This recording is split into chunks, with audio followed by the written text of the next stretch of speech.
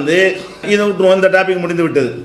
அடுத்தபடியாக பிரச்சனை என்னென்னு கேட்டால், மனிதனுக்கு ஏற்படக்கூடிய இதெல்லாம் வந்து பிரச்சனைகளால் ஏற்படக்கூடிய மன அழுத்தங்கள். இது அல்லாமல் மன நோயின்னு ஒன்று இருக்குது. இதுதான் மன அழுத்தம். நம்மளை பிரச்சனை பாதிச்சு அதனால் ஆகுறது. சில மனசில் வந்து நோய் வந்துவிடும். மன நோய்ங்கிறாங்க இல்லையா, இது அழுத்தத்துக்கு அடுத்த ஸ்டேஜுக்கு போய் மன நோயின்னு ஒரு வகை வந்து மனிதனுக்கு ஏற்படுகிறது. அதிகமான பேர் வந்து மனநோயாளிகளாக இருக்கிறாங்க. சின்ன அளவில் இருக்கிறனால அவங்க மனநோயாளிகள் அவங்களுக்கு தெரிவது இல்லை, மற்றவங்களுக்கு தெரியறதில்லை. சின்ன மைல்டாக இருக்க தான் செய்கிறாங்க. மனநோயாளிகளாக வந்து என்ன செய்கிறாங்க, இன்னும் சொல்ல போனால் சின்ன அளவு இருக்க வேணும். சின்ன அளவில் இருக்கிறது அவசியமாக இருக்குது. இல்லாட்டி வந்து வாழ்க்கையே என்ன செய்யாது, வாழ்க்கையாக இருக்காது. ஒருத்தர் ஒரு ஜோக்கு சொல்கிறாருன்னு வச்சுங்களேன், நீங்கள் சிரிக்கிறீங்க, அது ஒரு வகை மனநோய் தான். இவன் சொன்ன எதுக்கே சிரிக்கணும், அந்த அளவுக்கு இருக்கணும். ஒரு 5% இருந்தால் தான் என்ன செய்யும், அது ஒரு சொன்னோன்னு சிரிக்கிறமா இல்லையா. இந்த சிரிப்பெல்லாம் வந்து என்னென்னு கேட்டால் அது ஒரு வகையான ஒரு மயக்கத்தில் அவன் என்னமோ சொல்கிறான், காதில் கட்டு போண்டியான, அதுக்கே சிரிக்கணுங்கிறேன். இப்போ சிரிக்கிறது என்னது, நம்ம கண்ணாடி நம்மளை பார்த்து நம்மளே சிரிப்போம் ஈங்கிறது. இது என்னங்கிற இதெல்லாம் ஒரு மனநோய் தான். இது வந்து வேணும். இது ஒரு 5% அளவுக்கு இருந்தால் தான் ஒரு அளவுக்கு வாழ்க்கையை ரசிக்க முடியும். இல்லைன்னா என்ன செய்யும், இப்போ நரசிம்மராவ் மாதிரி இப்படி இருக்கணும், இல்லாட்டி மன்மோகன் சிங் மாதிரி இருக்க வேண்டி வந்துடும். அப்போ இப்படி சிரிக்காமல் பல்ல காட்டாமல் இப்படி இருந்தால் அது நல்லா இருக்காது வாழ்க்கையில்.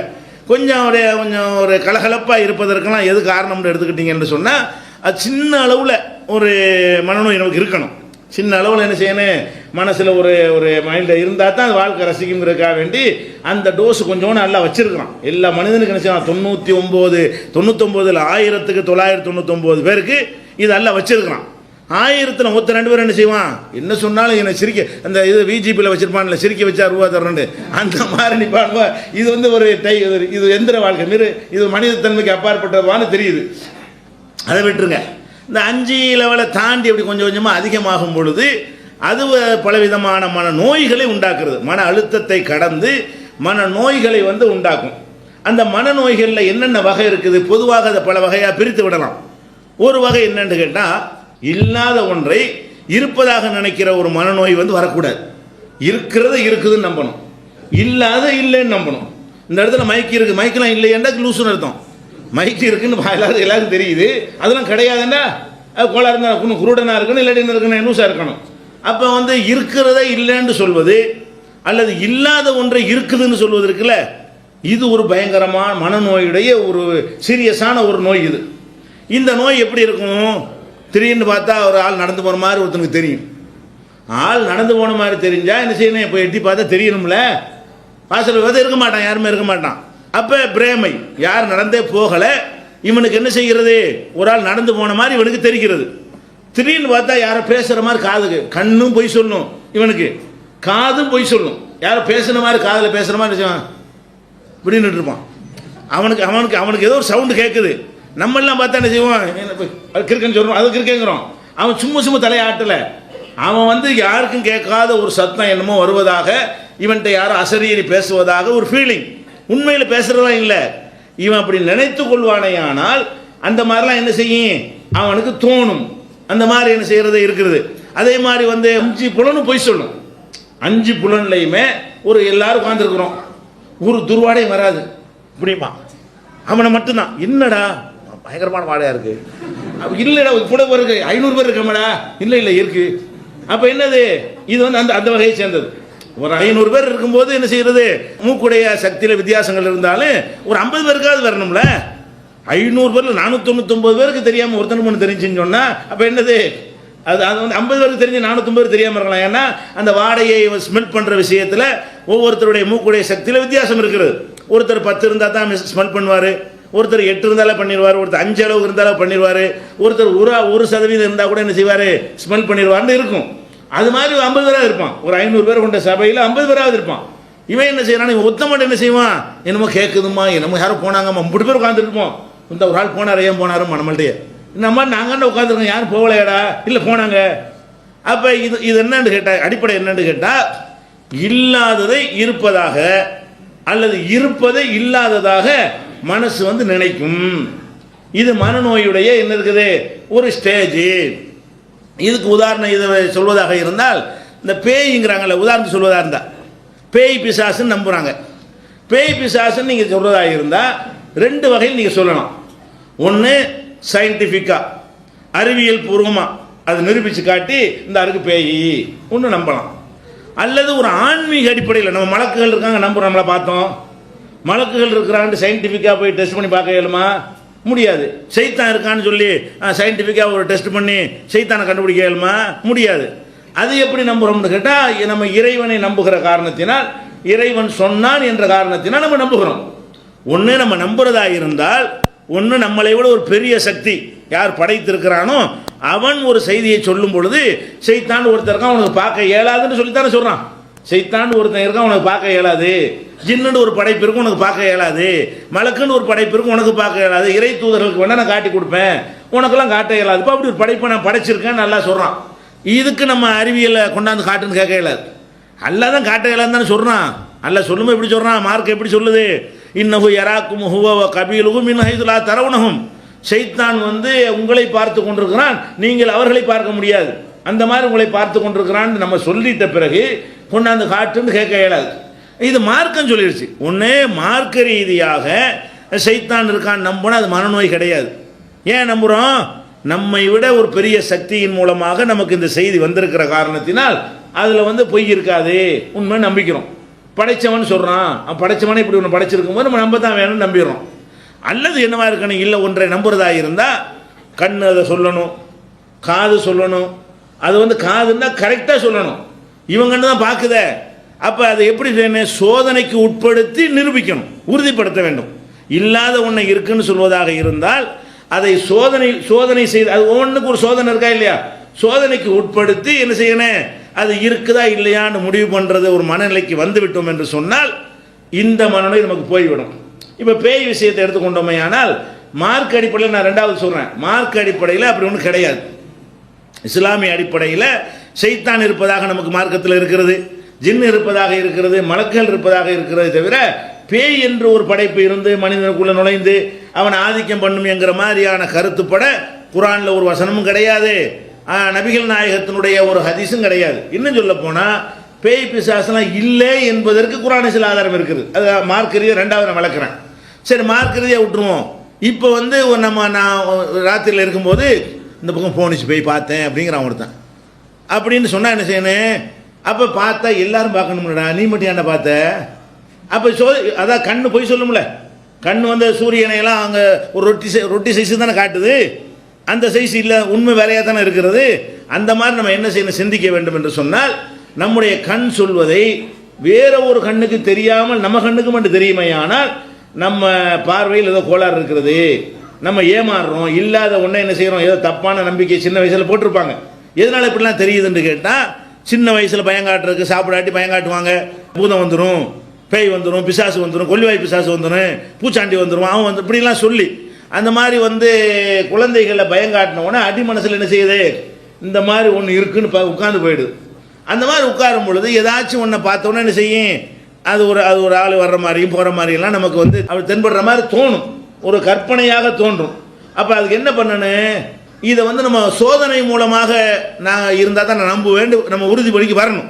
அப்படி பேய் இருக்குதுன்னு பார்க்குறவங்களா இருந்தாலும் சரி, ஒரு சத்தம் காதில் கேட்குதுன்னு நினைக்கிறவங்களா இருந்தாலும் சரி, என் கண்ணுக்கு ஒன்று தெரியுதுன்னு சொல்லக்கூடியவங்களா இருந்தாலும் சரி, அது என்னுடைய மூக்குக்கு இப்போ ஸ்பெஷலாக உங்களுக்குலாம் தெரியாத ஒரு வாடையை வந்து நான் உணர்கிறேன் என்று சொல்வதாக இருந்தாலும் சரி, இப்படி உங்களில் யாருக்காவது தோணுமையானால் அதுக்கு என்ன தீர்வு என்ன தெரியுமா, அதை வந்து உறுதிப்படுத்துவதற்கு முயற்சி பண்ணுங்கள். என்ன செய்யணும், உறுதிப்படுத்துவது எப்படி, பல கேள்விகளை நமக்கு நாம கேட்டு என்ன செய்யலாம், உறுதிப்படுத்திக் கொள்ளலாம்.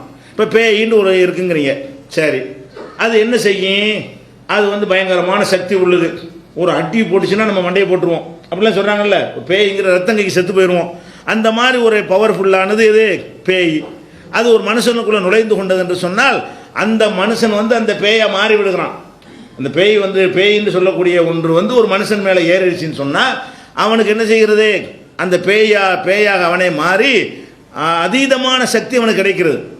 பெரிய பெரிய காரியத்தெல்லாம் செய்கிறான்ல, இந்த பேய் பிடிச்சவன் சொல்லக்கூடிய ஒரு ஆள் சாதாரண மனிதன் செய்வதை விட கூடுதலான காரியங்களை எல்லாம் செய்கிறான் அப்படிங்கிற மாதிரி எல்லாம் நம்ம வந்து நம்புகிறோம், பார்க்கவும் செய்கிறோம். பேய் பிடிச்சவன் என்று சொல்லப்படக்கூடியவன் வந்து என்ன செய்கிறான், பெரிய வேலைகள்லாம் செய்கிறான்.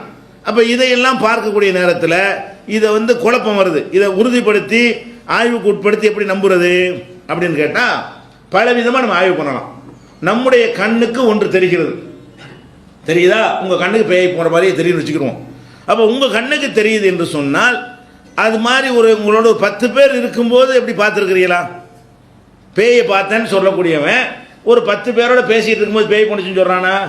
சொல்ல மாட்டேங்கிறான். அவன் மாத்திரம் இருக்கான் பாருங்க, அப்போ தான் பேய் வருது. பேய் பவர்ஃபுல்லானு வேறு சொல்கிறோம், சக்தி வாய்ந்தன்னு வேறு சொல்கிறோம். அது ஒத்தனா இருந்தால் 1000 பேர் இருந்தால் அது பயப்படக்கூடாதுல்ல? 1000 பேர் இருந்தாலும் தைரியம் வர வேண்டியது தானே? அது எப்போ வருதுன்னு பார்த்தோம்னு சொன்னால் ஒரே ஒருத்தனா இருப்பான் பாருங்க. அந்த மாதிரி இருக்கும்போது தான் என்ன செய்யும்?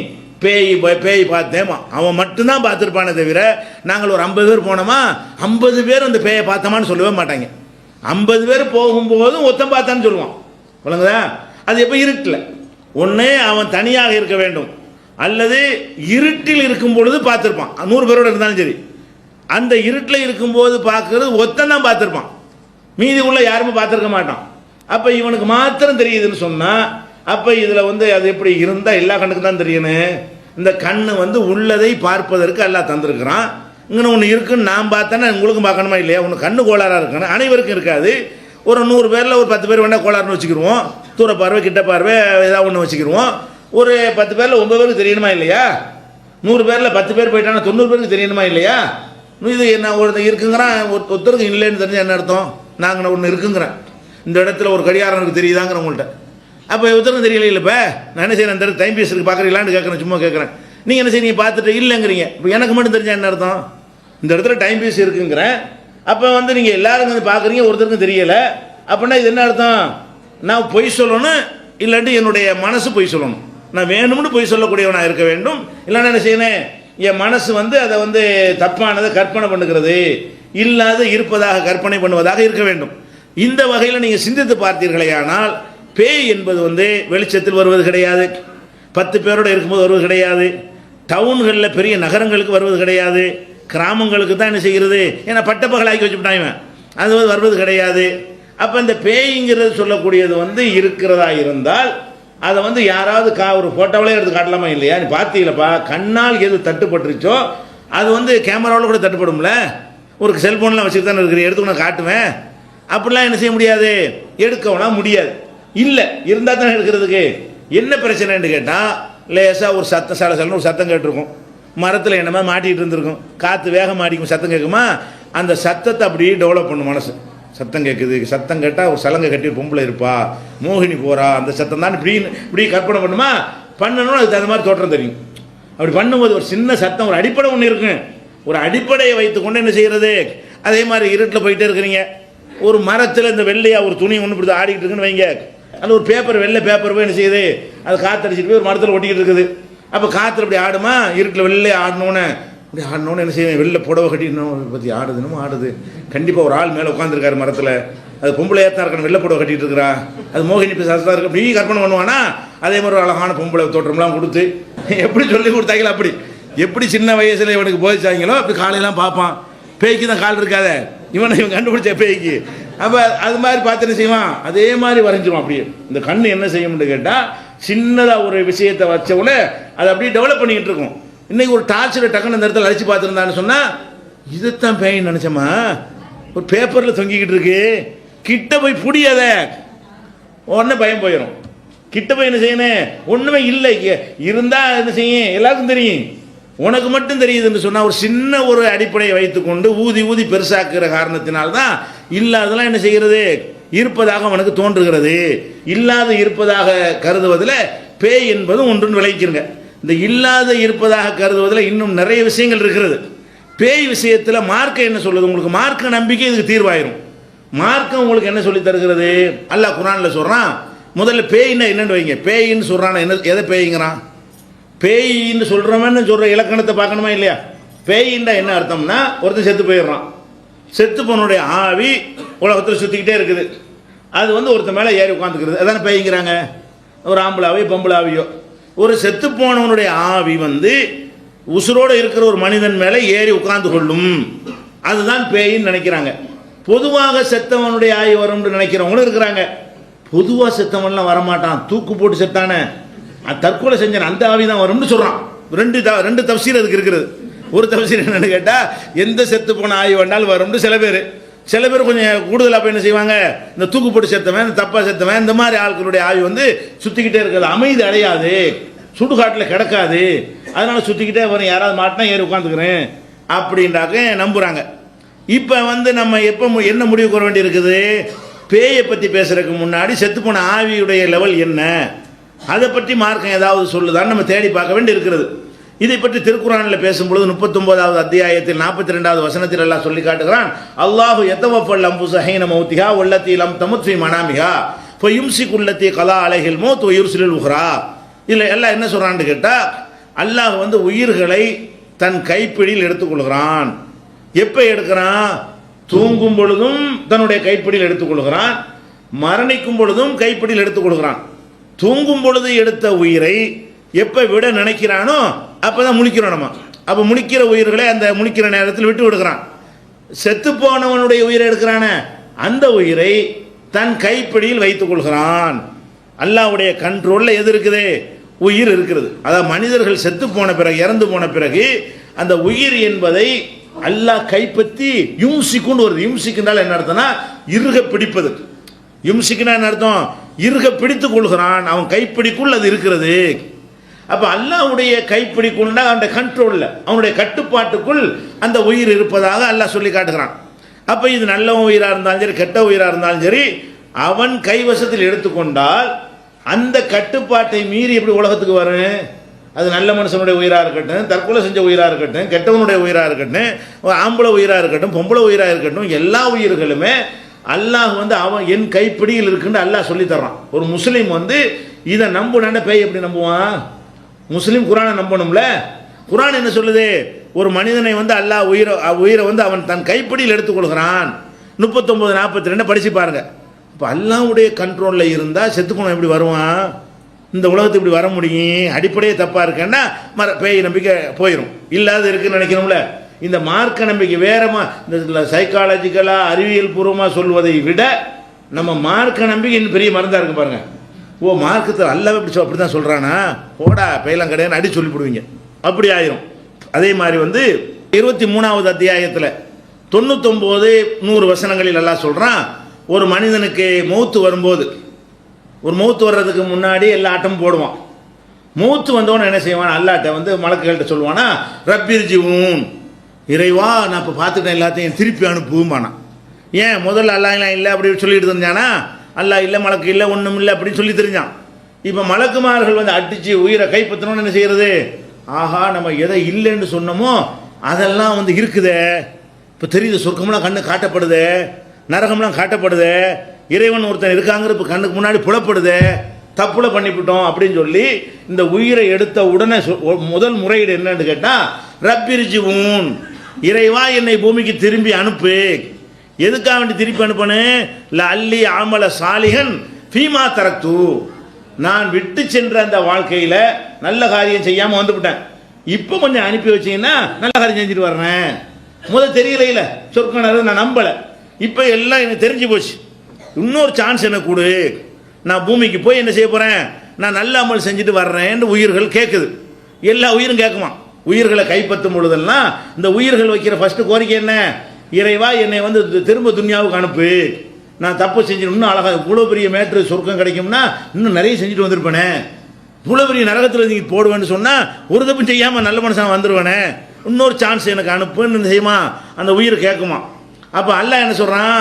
கல்லா இன்னஹா களிமத்தும் ஓ காயலுகா, இது சும்மா வாய் வார்த்தை, சும்மா சொல்கிறான், படைச்சவனுக்கு அது தெரியாது. அப்படி தானே இந்த சொல்லுவான்ல, இன்னும் இதோடு செய்ய மாட்டேன்னு சொல்லி நாளைக்கு செய்யலாம் பாருங்களேன். அந்த மாதிரி மனிதனுடைய சுபாவம் எங்களுக்கு தெரியாதா? இப்போ சொல்ல போய் நுழைஞ்சிட்டு செய்வேன், அடுத்தது வந்து இதே மாதிரி சொல்லுவேன். ஒரு தான் அனுப்பி விட்டாலும் இன்னொரு 50 வருஷம் ஆடாத ஆட்டம்லாம் ஆடிவிட்டு அப்புறம் தானே செய்வேன், யாரெல்லாம் இன்னொரு சான்ஸ் கொடுன்னு கேட்பேன். எனக்கா தெரியாதுங்கிறான்ல. கல்லா இன்னஹா களிமத்துன் ஹுவ காயிலுஹா, இது வெறும் வாய் வார்த்தைன்னு சொல்லிட்டு பதில் சொல்கிறான். ஒமின் வராயிஹிம் பர்ஸகுன் இலா யௌமி யுபாஸூன், இவங்க திரும்ப எழுப்பப்படும் காலம் வரைக்கும் கண்ணுக்கு தெரியாத ஒரு திரையை போட்டு விட்டேன். திரைண்டா என்ன?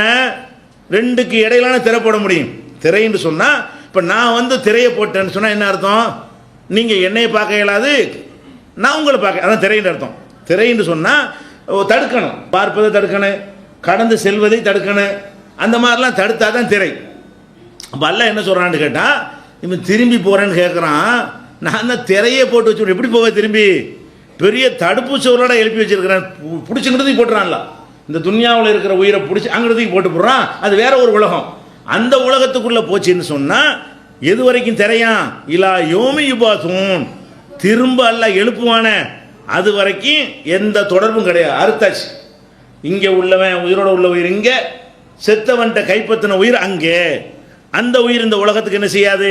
வராது, பேசாது, தொடர்பு கொள்ளாது, குடும்பத்தாருக்கு வராது, கதவை தட்டாது. அப்படிலாம் நினைக்கிறாங்கல்ல.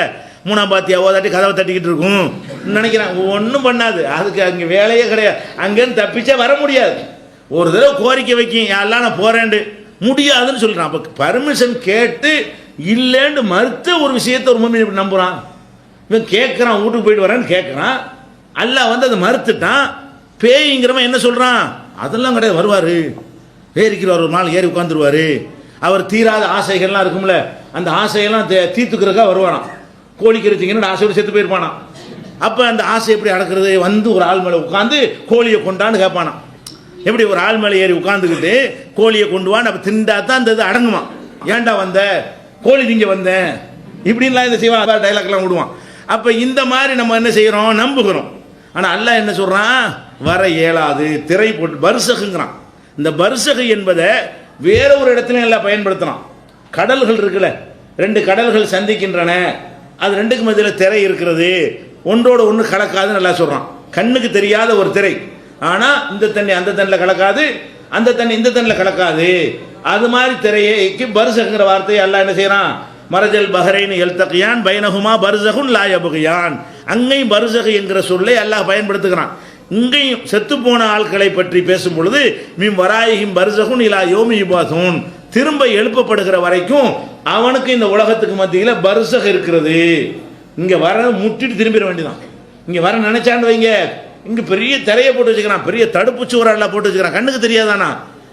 பெரிய ரூஹுகள் கடந்து செல்ல முடியாத, உயிர்கள் வந்து கடந்து வர முடியாத ஒரு தடுப்பு சுவரை எழுப்பி வச்சிருக்கிறேன் என்று 23வது சூறாவில் 99 100வது வசனத்தில் எல்லாம் சொல்கிறான்னா என்ன விளங்குது?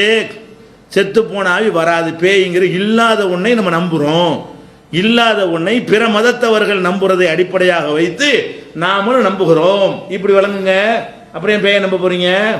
உடனே போயிடும். இந்த பேய் நம்பிக்கையினால மனக்குழப்பத்துக்கு ஆளானவர்கள் இருப்பார்களே, ஆனால் இந்த 2 வசனம் பெரிய மருந்தாகிவிடும். அதே மாதிரி இன்னொரு வசனத்தில் எல்லாம் சொல்றான் குரான்ல, ஒரு மனிதன் இருக்கிறான்னு சொன்னா அவன் வந்து ஒரு மனிதனாக தான் செயல்பட முடியும். ஒரு மனிதனுக்கு என்ன செய்யறது? 2 மனம் இருக்குமா? 2 மனம் இருக்காது. அது எதுக்கெல்லாம் சொல்லி காட்டுறான்னு கேட்டால், மனைவி இருக்கிறா, மனைவி என்ன செய்வாங்கன்னு கேட்டால், அரபு நாட்டில் அந்த காலத்து ஜாகிலியாக்கள் வந்து கோவத்தில் இன்னையிலேருந்து என் அம்மா வாங்கிட்டேன் அப்படின்ட்டுருவாங்க. பொண்டாட்டியை பிடிச்சி என்ன செய்வாங்க? இன்னையிலேருந்து நீ எனக்கு அம்மா அம்மான்னு சொல்லிட்டு என்ன வாயிறேன், அதோட வந்து அம்மான்னு சொன்னதுனால இப்படி சேருவது. பொண்டாட்டி தான் ஆனால் அம்மா என்ன செய்யறது? இவ யாரா பொண்டாட்டி ஆனால் அம்மாங்கிறான். அம்மா பொண்டாட்டியா? பொண்டாட்டி தான் ஆனால் அம்மாங்கிறான். அம்மா தான் ஆனால் பொண்டாட்டிங்கிறான். அப்போ வந்து பொண்டாட்டின்னு உறவு வச்சுக்கிட்டு வீட்டில் வச்சுக்கிட்டு இருக்கிறான். குடும்ப வாழ்க்கையில் ஈடுபடும்போது என்ன செய்ய மாட்டான்? எங்கள் அம்மான்னு சொல்லிட்டேன்ல, நான் எப்படி சேர்றது? என்னை அம்மா, உன்னை அம்மா வைக்கிட்டேன் அப்படின்ட்டுருவாங்க. அம்மா வைக்கணும், எனக்கு அம்மா வைக்கணும், பிள்ளைக்கு அம்மா வைக்கலாம், எனக்கு அம்மா வைக்கிட்டேன்ட்டுருவாங்க. அப்போ எனக்கு அம்மா வைக்கிட்டேன்னு சொன்னால் எப்படி சேருவது? இது மாதிரி செஞ்சுட்டு இருந்தாங்க. அதே மாதிரி என்ன செஞ்சாங்கன்னா, ஒரு பிள்ளைய யார் வீட்டு பிள்ளைய எடுத்து வளர்த்து ஏன் புள்ள அப்படிம்பாங்க. யாருக்கோ பிறந்தவன் அந்த பிள்ளைய கொண்டாந்து வளர்த்துட்டு என்ன செய்யறது? இது ஏன் புள்ள, தத்து எடுத்துக்கிட்டேன்னு சொல்லுவாங்க. இந்த 2 விஷயத்தை எல்லாம் பேசும்பொழுது இது பொய், உனக்கு 2 கல்பா இருக்குது. பொண்டாட்டின்னு நினைச்சா தாயா இருக்க முடியாது, தாய் நினைக்க முடியாது, தாயின்னு நினைச்சா பொண்டாட்டின்னு நினைக்க முடியாது. அப்படி நினைக்கிறதா இருந்தா உனக்கு என்ன செய்யணும்? 2 கல்பு இருக்கணும். இந்த கல்புல தாயின்னு வச்சுக்க, அந்த கல்புல பொண்டாட்டின்னு வச்சுக்க, இந்த கல்புல புள்ள ஓம் புள்ளன்னு வச்சுக்க, இந்த கல்புல அவன் புள்ளன்னு வச்சுக்க. எப்படி அவன் புள்ளன்னு இருந்தா ஓம் பிள்ளையா இருக்காது, ஓம் புள்ளன்னு சொன்னா அவன் பிள்ளையா இருக்காது. இன்னொருத்தன் பிறந்திருப்பான்ல, ஒரு பிள்ளை எடுத்து நீ வளர்க்குற, ஓம் பிள்ளை இல்லை ஆனால் ஓம் பிள்ளைங்கிற, என் பிள்ளை இல்லை ஆனால் என் பிள்ளை. என்ன மாதிரி சொல்றான் இவன்? இது என் பிள்ளை கிடையாது ஆனால் என் பிள்ளை தான், இது என் பொண்டாட்டி தான் ஆனால் என் பொண்டாட்டி கிடையாதுங்கிறான். இது என்ன? இது அல்லாஹ் சொல்லி காட்டுறான், மா ஜஅலல்லாஹு லிரஜுலின், எந்த ஒரு மனிதனுக்கும் அல்லாஹ் ஏற்படுத்தவில்லை, மின் கல்பைனி ஃபீ ஜௌஃபிஹி, அவனுக்கு உள்ள 2 மனங்களை ஏற்படுத்தவில்லை, 2 கல்புகளை அல்லாஹ் ஏற்படுத்தவில்லை. ஒரு மனசு அவனுக்கு இருக்குது. அப்போ வந்து இப்போ பேய் வந்து என் மேலே வந்துருச்சுன்னு சொன்னால் 2 மனசாவில் ஆகுது. பேய் வந்து கோழிக்கறி திங்க நினைக்கிது, நான் வந்து கஞ்சி குடிக்க நினைக்கிறேன். எப்படின்னா 2 மனசு வந்துடுதுல. பேயின்னு வந்து என் மேலே உட்காந்துருச்சுன்னு சொன்னால் இப்போ என்னவாகுது, அந்த மனுஷன் ரெண்டு சக்தி கட்டுப்பட்டவனாக இருக்கிறான். அந்த உடல் வந்து 2 மனசுக்கு கட்டுப்படுகிறது.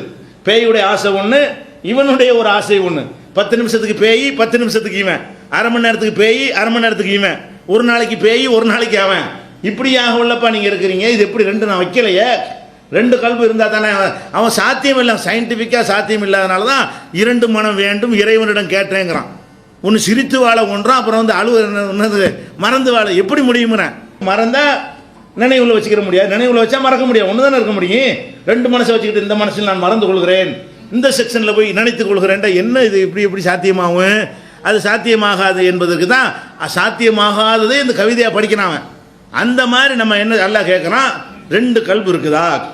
33வது அத்தியாயத்தில் 4வது வசனம் சொல்லிட்டு அதை புரிய வைக்கிறதுக்கு சொல்கிறான். 2 கல்பு ஆக்கல. ஒமா ஜால அஸ்வாஜக்கும் உள்ளாயி துலாஹிருன மின்ஹுன்ன உம்மஹாத்திக்கும், உங்கள் மனைவியை தாயோடு ஒப்பிடுகிறீர்களே, அப்படி ஒப்பிட்ட காரணத்தினால் அவர்கள் தாய் அல்ல. ஒமா ஜால அதியாக்கும் அபுனாக்கும், நீங்கள் வளர்த்த பிள்ளைகளை உங்கள் பிள்ளைகளாக அல்லாஹ் ஆக்கவில்லை. கவுதாலிக்கும் கவுலுக்கும் பி அஃபுஹைக்கும், இது உங்கள் வாய்களால் சொல்கிற வார்த்தை. அது எப்படி உன் பிள்ளையாவான்? உன் பிள்ளைன்னு சொல்கிறான் தான் உன்னுடைய விந்துக்கு பிறக்கணும், உன்னுடைய மனைவியுடைய சினை முட்டையிலேருந்து உருவாகி இருக்கணும், அவள் தான் உன் பிள்ளை.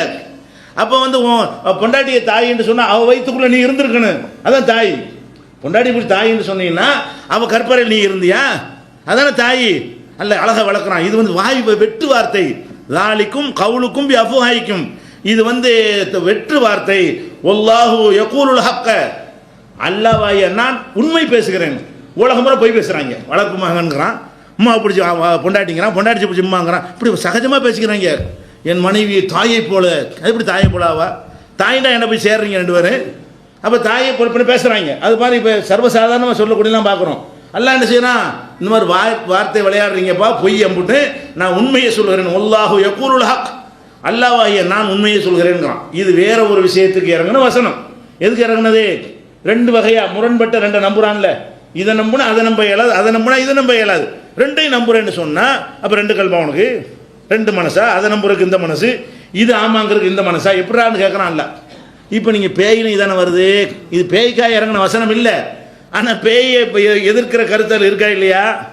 பேய்க்கு மறுப்பதில் இருக்கா இல்லையா? ஒரு மனிதனுக்குள்ள ஒரு பேய் வந்து விட்டது என்று சொன்னால் பேய் இல்லை. அப்படி வந்து விட்டது என்று சொன்னால் அவன் வந்து 2 ஆளாக தானே இருக்கிறான். 2 செயல்பாடு அவன்கிட்ட வருதுல. அவன் செயல்பாடு ஒன்று இருக்குது, பேயுடைய செயல்பாடுன்னு ஒன்று வருதா இல்லையா? இந்த 33 நாள் வசனத்தை சிந்திச்சு பார்த்தாலும் பேய் இல்லைன்னு விளங்கி கொள்ளலாம். அதுபோக குர்ஆனில் ஒரு வசனம் இருக்கிறது, அல்லாஹ்வுடைய பாதையில் கொல்லப்பட்டவர்களை இறந்தவர்கள் என்று சொல்லாதீர்கள். வலா தக்கூலு லிமன் யுக்தல் ஃபீ ஸபீலில்லாஹி அம்வாத்தா பல் அஹ்யாஉன் இன்த ரப்பிஹிம் யுர்ஸகூன், அவங்க உயிரோடு இருக்கிறார்கள், இறைவனிடத்தில் உயிரோடு இருக்கிறார்கள், அவங்க உணவளிக்கப்பட்டு கொண்டிருக்கிறார்கள் ஒரு வசனம் இருக்கிறது. இந்த வசனம் இறங்கின உடனே சஹாபாக்களுக்கு குழப்பம். என்ன குழப்பம்? செத்து போயிட்டாங்கன்னு தெரியுது, உயிரோடு இருக்கிறாங்கன்னு எப்படி? செத்து போனா அல்லாஹ்வுடைய பாதையில் கொல்லப்பட்டாலும் இறந்து போய்த்தானே கொண்டு அடக்கம் பண்ணோம். உயிரோடு இருந்தால் அடக்கம் பண்ணால் மேலே போட்டு வச்சிருப்போமே. அப்போ இது புரியலையே. சஹாபாக்கள் என்ன செய்கிறாங்க, அல்லாஹ்வுடைய தூதரை இறந்தவர்களை வந்து இறந்தவங்கன்னு சொல்லாதீங்கன்னா விளங்க மாட்டேங்குதே, அவங்க வந்து இறந்துட்டாங்களே, அதனால் அடக்கம் பண்ணியிருக்கிறோம்லாம் உள்ளுக்குள்ளே இருந்ததுனால அவங்க என்ன செய்கிறாங்க, சால்னா ரசூலுல்லாஹி ஸல்லல்லாஹு அலைஹி வஸல்லம் அன் ஹாதிஹில் ஆயா, இந்த வசனத்தை பற்றி ரசூல் ஸல்லல்லாஹு அலைஹி வஸல்லம் அவங்கள்ட்ட நான் கேட்டோம். இப்னு மஸ்ஊத் சொல்கிறாங்க, ரசூலுல்லாஹ்ட்ட வந்து நம்ம கேட்டோம். அவங்க என்ன சொன்னாங்கன்னு கேட்டால், அதுக்கு வந்து உயிரோடு இருக்கிறாங்கன்னு அந்த அர்த்தம் இல்லை, நீங்கள் நினைக்கிற அர்த்தம் இல்லை. என்ன அர்த்தம்? அல்லாஹ்வுடைய பாதையில் கொல்லப்பட்ட உடனே அந்த உயிர்களை எடுத்து சொர்க்கத்துக்கு அல்லாஹ் கொண்டு போயிடறான். கபூர்லாம் கிடையாது அவங்களுக்கு, சொர்க்கத்துக்கு கொண்டு போயிடுறான். கொண்டு போய் சொர்க்கத்துக்கு தீர்ப்பளித்தவனா சொர்க்கத்துக்கு போகணும் நியாய தீர்ப்பு நாளில். அதுக்காக என்ன செய்கிறான்னா, பறவை வடிவமாக ஒரு பச்சை நிறத்து பறவை கூட்டுக்குள்ள அந்த உயிரை கொடுத்து சுற்றிக்கிட்டே இருங்க அப்படின்றான். அவங்க இன்னைக்கு நிமிஷம் வரைக்கும், இந்த நிமிஷம் வரைக்கும் அல்லாஹ்வுடைய பாதையில் உண்மையில் தியாகம் செஞ்சவர்களாக இருந்தால் அவங்க என்ன செய்வாங்க, எழுப்புற வரைக்கும் அந்த சொர்க்கத்திலே சுற்றிக்கிட்டு இருப்பாங்க. மனிதர்களாக இல்லை, பறவை மனிதர்களாக வந்து தீர்ப்புக்கு பிறகு தான் போக முடியும். நியாய தீர்ப்பு நாளுக்கு பிறகு அல்லாஹ் ஜட்ஜ்மெண்ட் பண்ணுவான்ல, அப்போ தான் போக முடியும். இப்படி ரசூலுல்லாஹ் விளக்கிட்டாங்க.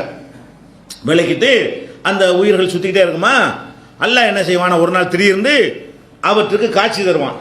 திடீர்னு என்ன செய்வான், அந்த உயிர்கள்லாம் சுகதாக்கள் உயிரெலாம் இருக்கும்ல, வந்து ரப்பு வந்து என்ன செய்வான், அவர்களுக்கு காட்சி தந்து ஏதாவது வேணுமா எல்லாத்தையும் கொடுத்துப்புட்டு வேணுங்கிறத சாப்பிடுங்கன்னு சொல்லிவிட்டு ஹல் தஸ்தகுன செய்யன், உங்களுக்கு ஏதாவது இப்போ ஆசை இருக்குதான்னு கேட்பானல்லாம். அவங்க என்ன செய்வாங்கன்னா ஐய செய்ய நஷ்டகி, என்னத்தை ஆசைக்கிறது எல்லாம் தான் இருக்குதா, சொர்க்கத்தில் பார்க்குறதெல்லாம் அனுபவிக்கலாம், என்ன வேணாலும் சாப்பிடலாம், எப்படி வேணாலும் ஜாலியாக இருக்கலாம், மரம் என்னத்தை போட்டு என்ன வேணும் எல்லாத்தையும் தந்து புட்டிய, எல்லாத்தையும் தந்த பிறகு என்ன வேணும்னு கேட்டால் என்ன எங்களுக்கு ஒரு ஆசையும் இல்லை அப்படின்றவுடனே 3 தடவை இல்லை கேட்பான். இப்படி ஏதோ ஆசை இருந்தால் சொல்லுங்கப்பா, அதெல்லாம் ஒன்றும் இல்லை, நல்லா சிறப்பாக இருக்குது, நல்லா யோசிச்சு சொல்லுங்கப்பா, நல்லா ஆசை இருந்தால் சொல்லுங்கப்பா அப்படின்னு 3 தடவை இல்லை கேட்பானா. 3 தடவை கேட்டவுடனே அப்போ அல்ல விட மாட்டேங்கிறானே, ஏதோ ஆசை இருந்தால் சொல்ல சொல்கிறான், ஏதோ சொல்ல சொல்கிறானேன்னு சொல்லிட்டு அவங்க என்ன சொல்லுவாங்களாம், இறைவா எங்களுக்கு ஒரே ஒரு ஆசை இருக்குது, என்ன ஆசைன்னா நாங்கள் உயிர் தியாகம் பண்ணதுனால இவ்வளோ பெரிய தரஜா கிடைச்சிருச்சு, இன்னொரு தடவை அனுப்பிவிட்டேன்னு வை, இன்னொரு தடவை தியாகம் பண்ணிட்டு வந்தோன்னு வை, எங்களுக்கு எவ்வளோ பெரிய கிரேடு கிடைக்கும், எங்களுக்கு ஒரே ஆசை என்னன்னு கேட்டால் எங்கள் ரூகை வந்து எங்கள் உடலுக்குள்ளே விட்டு எங்களை அனுப்பி விடு துனியாவுக்கு போய் என்ன செய்கிறோம், இன்னும் நிறைய தியாகங்கள்லாம் செஞ்சுட்டு வருவோம், இன்னொரு தடவை நாங்கள் கொல்லப்படுவோம். இவங்க வந்து செய்ய அந்த மனுஷன் பேச்சு மாதிரி இல்லை. இது எந்த மனுஷன் சொன்னான்ல என்னை அனுப்பு நல்ல காரியம் செஞ்சுட்டு வர்றேன், இவங்க உசுரை கொடுத்தவங்க, ஆல்ரெடி ஏற்கனவே உசுரை கொடுத்ததுனால இன்னொரு தடவை கண்டிப்பாக கொடுப்பாங்க, ஏற்கனவே கொடுத்துட்டு தானே அந்தஸ்து அடைஞ்சிருக்கிறாங்க, உயிரை தியாகம் பண்ணவங்க, இவர்களை திருப்பி அனுப்பினால் கண்டிப்பாக என்ன செய்வாங்க, உறுதியாக இருப்பார்கள். ஏன்னா சொர்க்கத்தை பார்க்கறதுக்கு முந்தையே தியாகம் பண்ணவர்கள் பார்த்துட்டு இன்னொருக்க வந்தா இதை விட நல்லா தியாகம் பண்ணுவார்கள் தான். அப்போ அனுப்புறதா இருந்தால் இவங்களை அனுப்பியிருக்கலாம், அனுப்புறதா இருந்தால் ரூஹை வந்து துனியாவுக்கு அனுப்புறதா இருந்தால் யாரை அனுப்பலாம், இவங்களை அனுப்பலாம், தியாகிகளுக்கு பஞ்சம் இருக்காது, நல்ல மக்களாக இருப்பாங்க, அனுப்பி வைக்கலாம். அல்ல என்ன செய்யறான், போங்கடா இதே கேட்டேன் ஒரு வேலையை பார்த்து போங்க பண்ணுறாங்கள, அதெல்லாம் அனுப்புற கிடையாது, நான் எழுதி வச்சுட்டேன். அல்ல என்ன செய்யறான், இப்போ அம்மாரா லைசலகும் ஹாஜத்தும், அப்படின்னா இவங்களுக்கு தேவை இல்லை, திருப்பி அனுப்புறதுங்கிறது ஏற்றுக்கிற முடியாது, இதை ஒரு தேவையாக கேட்குறாங்கன்னொன்னே உங்கள் இஷ்டப்படி இங்கே இருந்துட்டு போங்க, திருப்பிலாம் அனுப்ப முடியாது. அப்போ என்ன வழங்குது, திருப்பி அனுப்புறதுன்னு ஒரு கோரிக்கையை சுகதாக்கள் அல்லாஹ்வுடைய பாதையில் உயிர் தியாகம் செய்தவர்கள் வைக்கிறார்கள். அவங்களுக்கு எல்லாத்தையும் எல்லாம் நிறைவாக இன்பத்தை கொடுத்துருக்குறான், அவங்கள திருப்பி அனுப்பும்போது ஏற்றுக்கிற முடியாதுன்ட்டான்லாம். இது முஸ்லீமில் 4993வது ஹதீஸில் இடம்பெற்றிருக்கிறது. அப்போ இதெல்லாம் நீங்கள் மனசில் வச்சு பார்த்தீர்களே, ஆனால் இறந்து போன ஆவி, நபியுடைய ஆவியாக இருந்தாலும் சரி, அவுலியா ஆவியாக இருந்தாலும் சரி, அபுஜெயில் ஆவியாக இருந்தாலும் சரி, ஃபிரௌனுடைய ஆவியாக இருந்தாலும் சரி, எந்த ஆவியும் தற்கொலை செஞ்ச ஆவியாக இருந்தாலும் சரி, காதல் தோல்வியில் செத்தவனாக இருந்தாலும் சரி, ஆக்சிடென்ட்டில் செத்தவனாக இருந்தாலும் சரி, எந்த ஆவியாக இருந்தாலும் ஒரே புடி அல்லாஹ் கண்ட்ரோலில், அங்கேருந்து தப்பிச்சு வர இயலாது அப்படிங்கிறத பார்க்குறோம். அதே மாதிரி வந்து நம்மளுக்குலாம் தெரிஞ்ச ஒரு விஷயத்தை பாருங்கள், நம்ம தெரிஞ்ச விஷயம் என்ன, இந்த முன்கர்ணைக்கு இருந்து ஒரு மலக்கு இருக்குன்னு நம்ம தெரிஞ்சு வச்சுருக்கிறோம். அப்போ முன்கர்ணை இறந்தவொடனே கபூரில் வச்சவொன்னே என்ன செய்வாங்க, கேள்வி கேட்பாங்க, உன் இறைவன் யாரெல்லாம் கேட்பாங்களா, நல்ல பதிலை சொல்லிடுவான், நல்லவனாக இருந்தால் என்ன செய்வான், சுருக்கமாக நல்ல பதிலை சொல்லி முடிச்சிருவான். சொல்லி முடித்தவுடனே அவனுடைய கபரை வந்து அப்படி 70க்கு 70ஆக, 70க்கு 70னா என்ன, 7 49 4900 ஸ்கொயர் ஃபீட்டு ஒழுங்குதான், 2 கிரவுண்டு. அவனுடைய கபர் எவ்வளோ ஆகுது, 70க்கு 70ஆகனா ஒரு 2 கிரவுண்ட் அளவுக்கு என்ன செய்யணும், நல்லா கபர் விசாலம் அப்படி காட்டுறான், பெருசாக்குறான். ஆன்மீக உலகம் தானே, அவனுடைய அடக்க ஸ்தலத்தில் வந்து சின்ன இடத்துல இருந்ததை அப்படி ஆக்கி அவனுக்கு தேவையான இன்பங்கள்லாம் அப்படியே சொகுசாக வச்சு காட்டினவுடனே என்ன செய்வான், அரிச்சு வயல் அகலியுமா. இதெல்லாம் பார்த்தவுடனே இறைவா வீடு வரைக்கும் கொஞ்சம் போயிட்டு வந்துடுறேன், வீட்டு வரைக்கும் எதுக்காக வேண்டி இவ்வளவு இன்பம் கிடைச்சிருச்சு, வீட்டில் சொன்ன அவனை சந்தோஷப்படுவாங்களா இல்லையா, அதுக்காக என்ன செய்வான், அரிச்சு வயல் அகலியுமா, வீடு வரைக்கும் போயிட்டு வந்துடுறேன் அப்படின்னோடனே என்ன செய்வாங்க, மலக்கள் என்ன செய்வாங்கன்னு கேட்டால், நம் தூங்கு, பேசாமல் தூங்குன்னு சொல்லுவாங்க. அவன் என்ன செய்வான், இல்லை வீட்டுக்கு போயிட்டு வந்துடுறேன் மறுபடியும் சொல்லுவான். முதல்ல தூங்குன்னு சொல்லுவாங்க, மறுபடியும் போகிறேன், இல்லை நான் போயிட்டு வரேன், ஒரு தடவை போயிட்டு வந்துடுறேன், அரிஜுவில் ஆகலி வீட்டு வரைக்கும் போயிட்டு வந்துடுறேன்னொடனே நமக்கு நவமத்தில் அரூஸ், புது மாப்பிள்ளை மாதிரி தூங்கு. முதல்ல வெறுமனை தூங்க சொல்கிறாங்க, ரெண்டாவது வற்புறுத்தல் என்ன செய்கிறாங்க, புது மாப்பிள்ளை மாதிரி தூங்கு. இந்த புது மாப்பிள்ளை எப்படி புது மாப்பிள்ளை, அல்லது லா யூக்கிலுஹு இல்லா அஹப்பஹலிஹி இலைஹி, அவனுக்கு ரொம்ப விருப்பமான பொண்டாட்டி மட்டும்தானே எழுப்புவா, அந்த மாதிரியான ஒரு தூக்கத்தை தூங்கு. புது மாப்பிள்ளை எல்லாரும் டிஸ்டர்ப் பண்ணுவாங்களா, அந்த மாதிரி என்ன செய்யணும், தூங்கு. அது மாத்திரம் இல்லை, எது வரைக்கும் தூங்கணும், ஹத்தா யபாதஹுல்லாஹு மின் மல்ஜஇஹி தாலிக, அந்த இடத்திலிருந்து அல்லாஹ் எழுப்புவான சூறு ஊதி திரும்ப ஒருக்கா உயிர் கொடுப்பான, அது வரைக்கும் தூங்க சொல்கிறாங்க. அப்போ ஒரு ஆள் அடக்கணும்னு கேள்வி கேட்பாங்க, ஆன்சர் பண்ணிட்டா அவருக்கு ஒரு உயிரை கொடுத்து எல்லாத்தையும் காட்டுவாங்க. காட்டணும்னு என்ன செய்வான், ஆட்டம் போட்டு ஊருக்கு போகிறோமானா இவன் டெய்லி கேட்டுகிட்டே இருப்பான். ஊருக்கு போகிறேன்னு சொன்னால் வீட்டுக்கு போயிட்டு வரேன்னு என்ன செய்வான், டெய்லி இதே வேலையாக இருக்குது, மஜாயத்தாக இருக்கணுன்னே பேசாமல் தூங்குடான்றாங்க. புது மாப்பிள்ளை மாதிரி நல்லா அசந்து தூங்கு, புது மாப்பிள்ளை அசன் தூங்குவானா இல்லையா, அந்த மாதிரி அசதியான முறையில் என்ன செய்ய சந்தோஷமாக கலராக கனவு கண்டுக்கிட்டு தூங்குனான்ட்டுவாங்க. அப்போ தூங்கிக்கிட்டு இருக்கிறவன் எப்படிங்க வருவான்? அல்லாஹ்வுடைய கண்ட்ரோலுக்கும் போயிட்டான், அவன் தூங்கிக்கிட்டு வேற இருக்கிறான். கெட்டவனாக இருந்தான்னு வைங்க, அவனை வந்து அவனுடைய அந்த பதில் ஒழுங்காக சொல்லாதனால அவனை போட்டு சம்மட்டியால் அடிச்சுக்கிட்டு இருப்பாங்க, அதுவும் எழுப்புற வரைக்கும் தான். அப்போ கெட்டவனாக இருந்தால் டெய்லி அடி வாங்கிட்டு இருக்கிறான், நல்லவனாக இருந்தால் தூங்கிக்கிட்டே இருக்கிறான். அப்போ தூங்கிக்கிட்டே இருக்கிற நல்லடியானும் துனியாவுக்கு வர முடியாது, அடி வாங்கி கொண்டே இருக்கக்கூடிய கெட்டவனும் துனியாவுக்கு வர முடியாதுன்னா எங்கேருந்து பேய் வரும்? அப்போ பேயை நீங்கள் நம்புறது வந்து இஸ்லாத்தின் அடிப்படையை மறுக்கிற மாதிரி காஃபிராயிரும். சொல்லப்போனால் பேயை ஒருத்தன் நம்பினான்னு சொன்னால் அவன் முஸ்லீமாக இருக்க முடியாது. ஏன்? பல குர்ஆன் வசனத்தை மறுத்துடுறான், அல்லாஹ்வுடைய கட்டுப்பாடை பலவீனமாக்குறான், அல்லாஹ்ட்டிருந்து தப்பிச்சு உயிர்கள்லாம் வந்துரும்னு சொல்லி அல்லாஹ் வந்து ஒன்றுமில்லாதவனாக அவ்வளோ சக்தியற்றவனாக அல்லாஹ் ஆக்குகிறான், குர்ஆன் வசனத்தை மறுக்கிறான், ரசூலுல்லாஹ்வுடைய போதனையை மறுக்கிறான். அப்போ ஒரு முஸ்லீம் என்று சொன்னாலேயே அவன் உள்ளத்துக்குள்ளே பேய் இருக்கவே கூடாது. பேய் கிடையாது, சுடுகாட்டில் போய் படுக்க சொன்னால் படுக்கணும். அப்படிலாம் சில சகோதரர்கள் பந்தயம் கட்டி மதுரைலாம் நினைஞ்சாங்க படுத்தாங்க. நானும் படுத்திருக்கேன் ஒரு 20 வருஷத்துக்கு முன்னாடி பந்தயம் கட்டி. ஒன்றும் ஆகாது, சுடுகாட்டில் போய் படுக்க முடியுமா? நீங்கள் படுத்துட்டு வர்றேன்னு காலையில் படுத்துட்டு வந்தோம், 10 ரூபா பந்தயம் இப்போ அந்த காலத்தில் இல்லைங்களா. அதனால் வந்து சுடுகாட்டில் போய் படுக்கலாம், கபிரிஸ்தானில் போய் படுக்கலாம், ஒன்றுமே ஆகாது.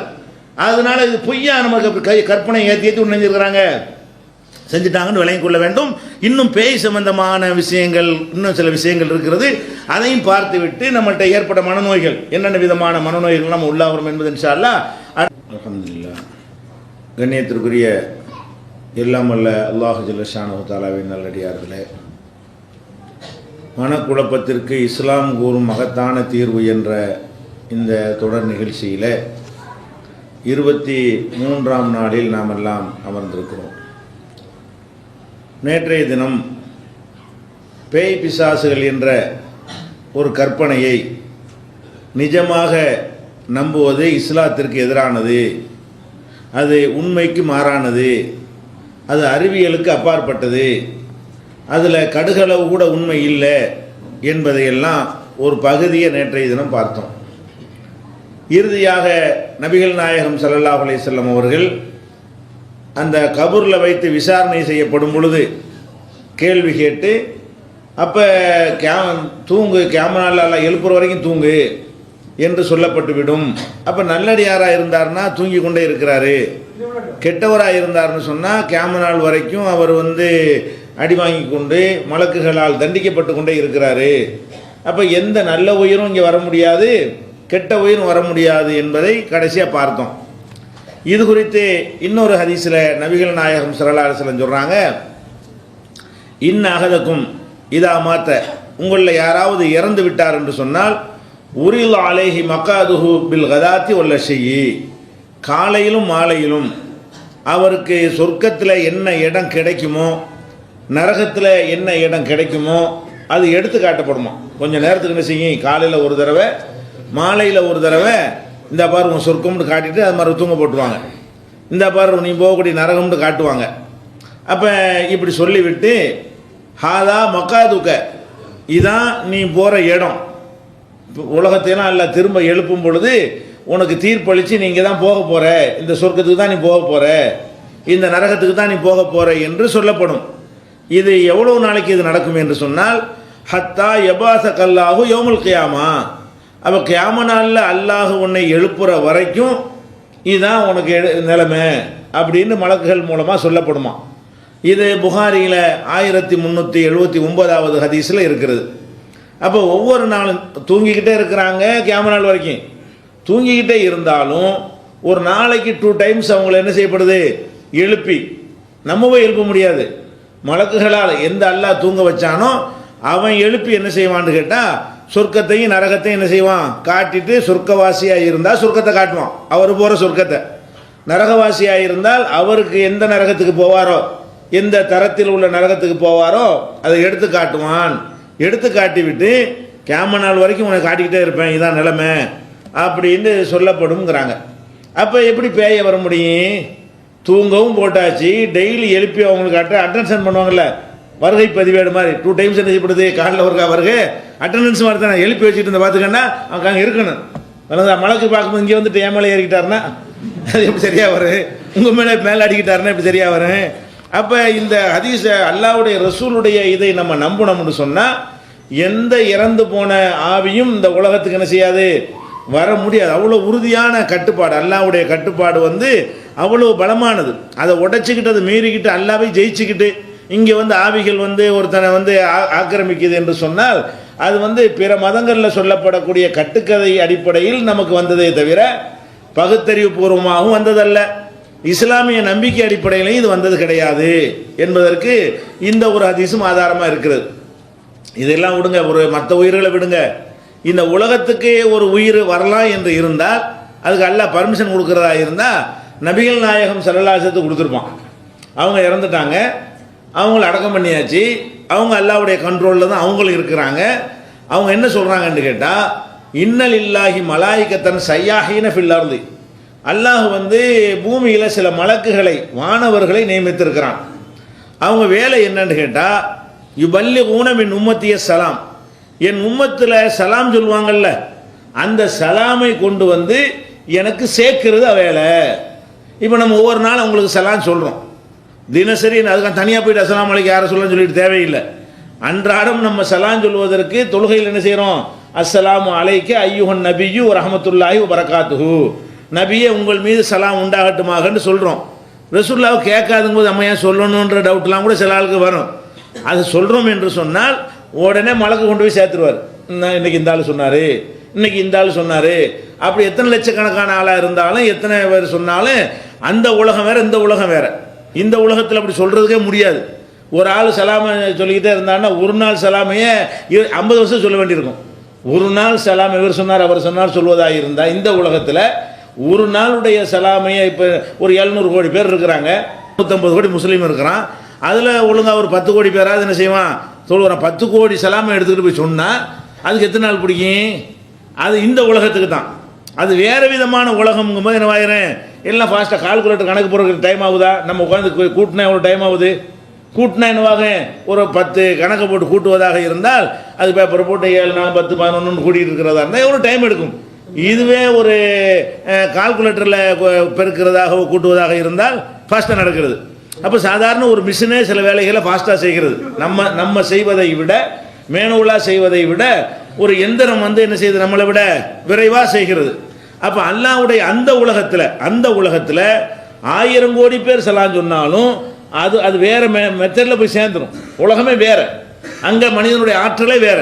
இந்த கண்ணை கொண்டு அல்லாஹ்வை பார்க்க முடியாதுன்னு சொல்லப்படுது, மறுமையில் பார்ப்போன்னு சொல்லப்படுதா இல்லையா?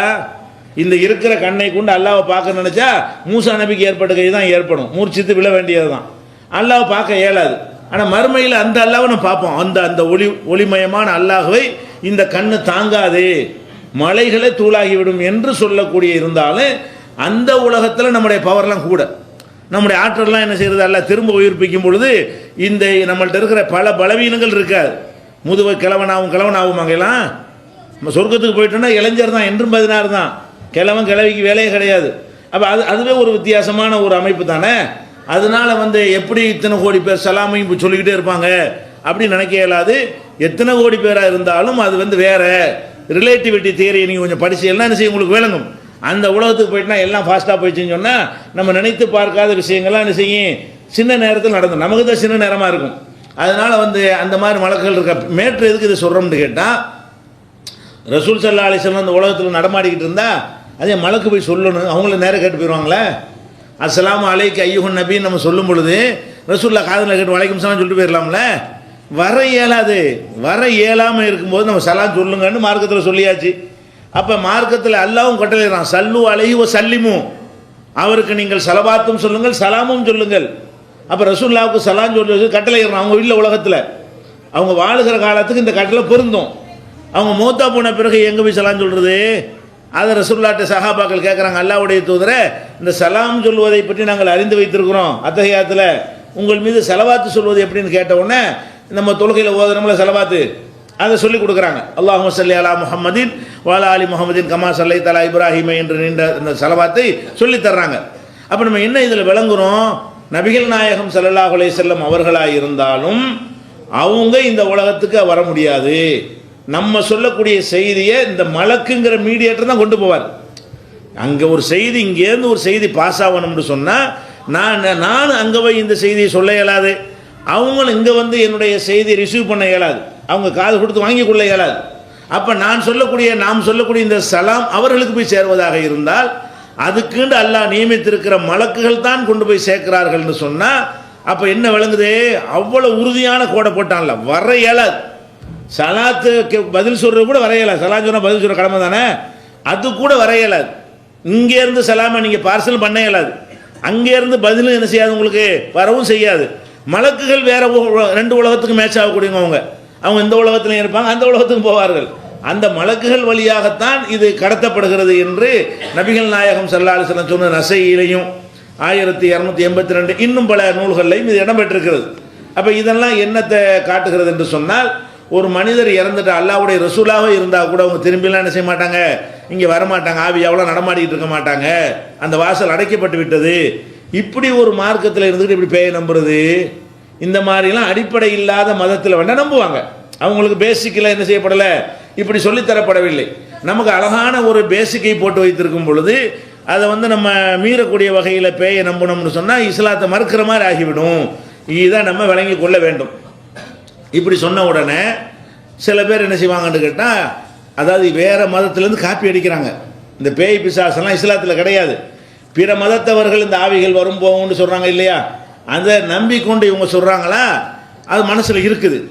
இந்த மாதிரி சொன்ன உடனே பதில் சொல்ல இயலையா, உடனே என்ன செய்கிறாங்கன்னு கேட்டால் இஸ்லாமிய கலர் பூசி ஒரு விளக்கம் சொல்லுவாங்க. இது சாதாரண விளக்கம். பொதுவாக பேய்டா என்ன அர்த்தம், செத்து போனவனுடைய ஆவி நம்மள்கிட்ட வர்றது பேய், அதான் பொதுவாக எல்லாரும் சொல்லி வைத்திருக்கிறது. இப்போ நம்ம அஜர்த்துமார் என்ன செய்வாங்க, அவர் பயப்படுறாரா, அவர் பார்த்தாரு. அப்போ இது இஸ்லாமிய அடிப்படையில் இந்த பேயை என்ன செய்யறது, பேய் இருக்குன்னு நம்ம உண்டாக்கி ஆவணுமே, மார்க்க என்ன சொல்லுது அப்படி முடிவெடுக்க நினைக்க மாட்டேங்கிறாரு. அவர் என்ன பண்ணுறாரு, பேய் இருக்குன்னு எப்படியா சொல்லி ஆகணும்.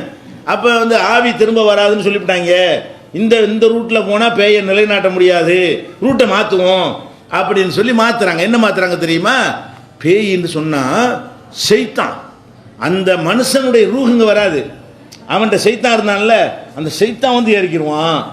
அப்போ ரூஹு அந்த ரூஹு டாபிக் அடிபட்டு போயிருது பாருங்களேன்.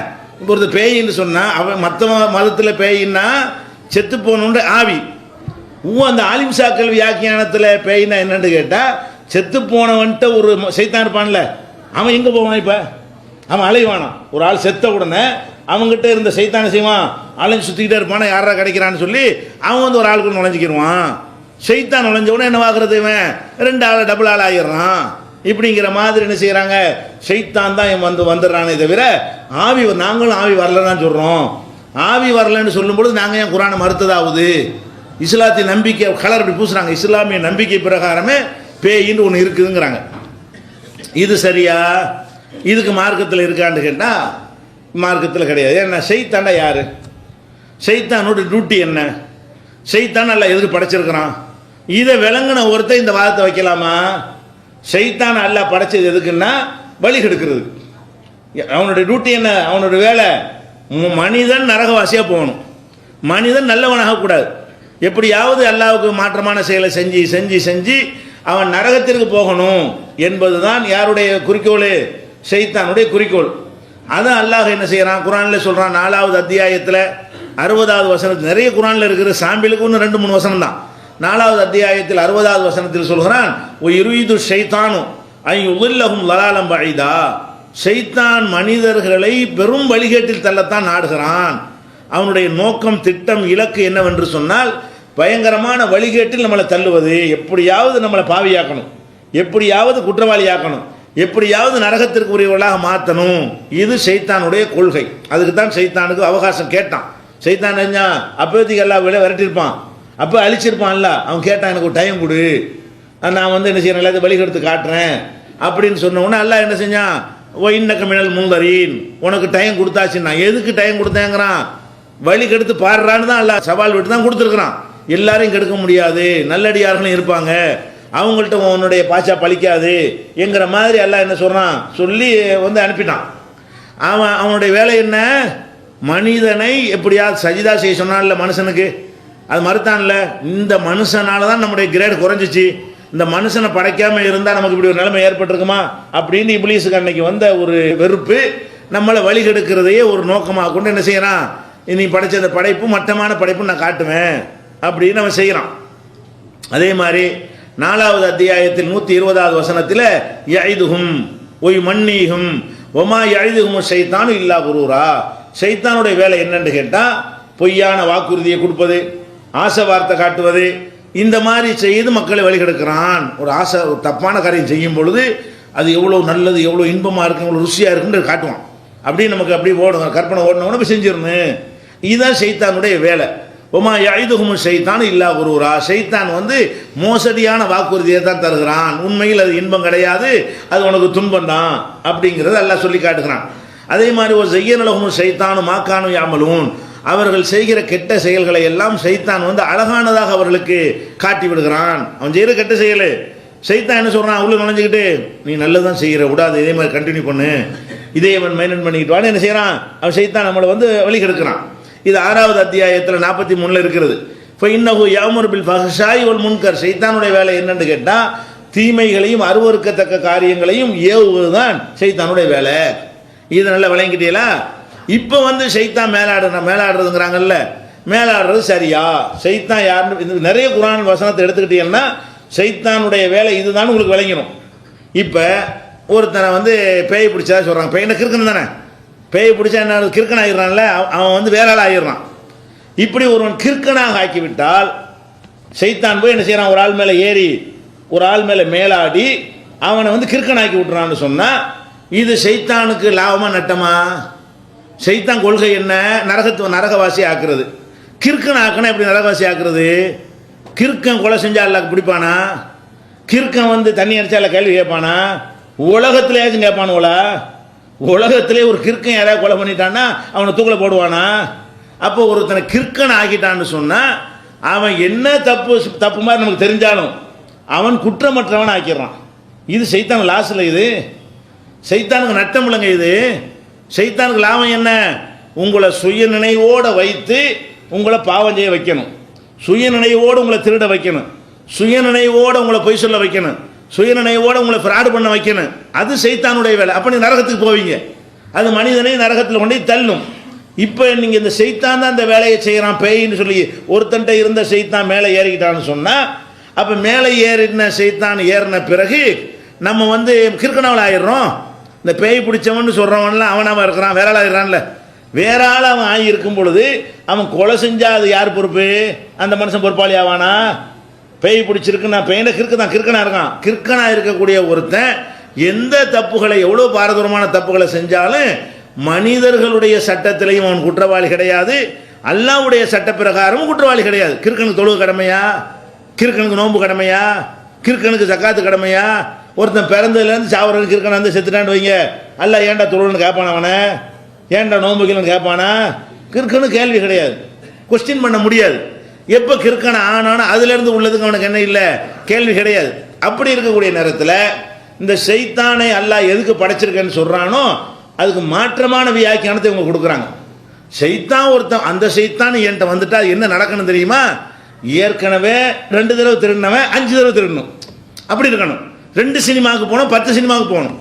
அது எப்படி இருக்கணும்? அந்த ஷைத்தான் ஏற்கனவே ஒரு ஷைத்தான் என்கிட்ட இருக்கிறான், இன்னொரு ஷைத்தான் என்கிட்ட வந்துட்டான்னு சொன்னால், அடுத்தவன் ஷைத்தான் என்கிட்ட வந்துட்டான்னு சொன்னால் மனிதனுடைய தப்புகள் அதிகரிக்கணும்.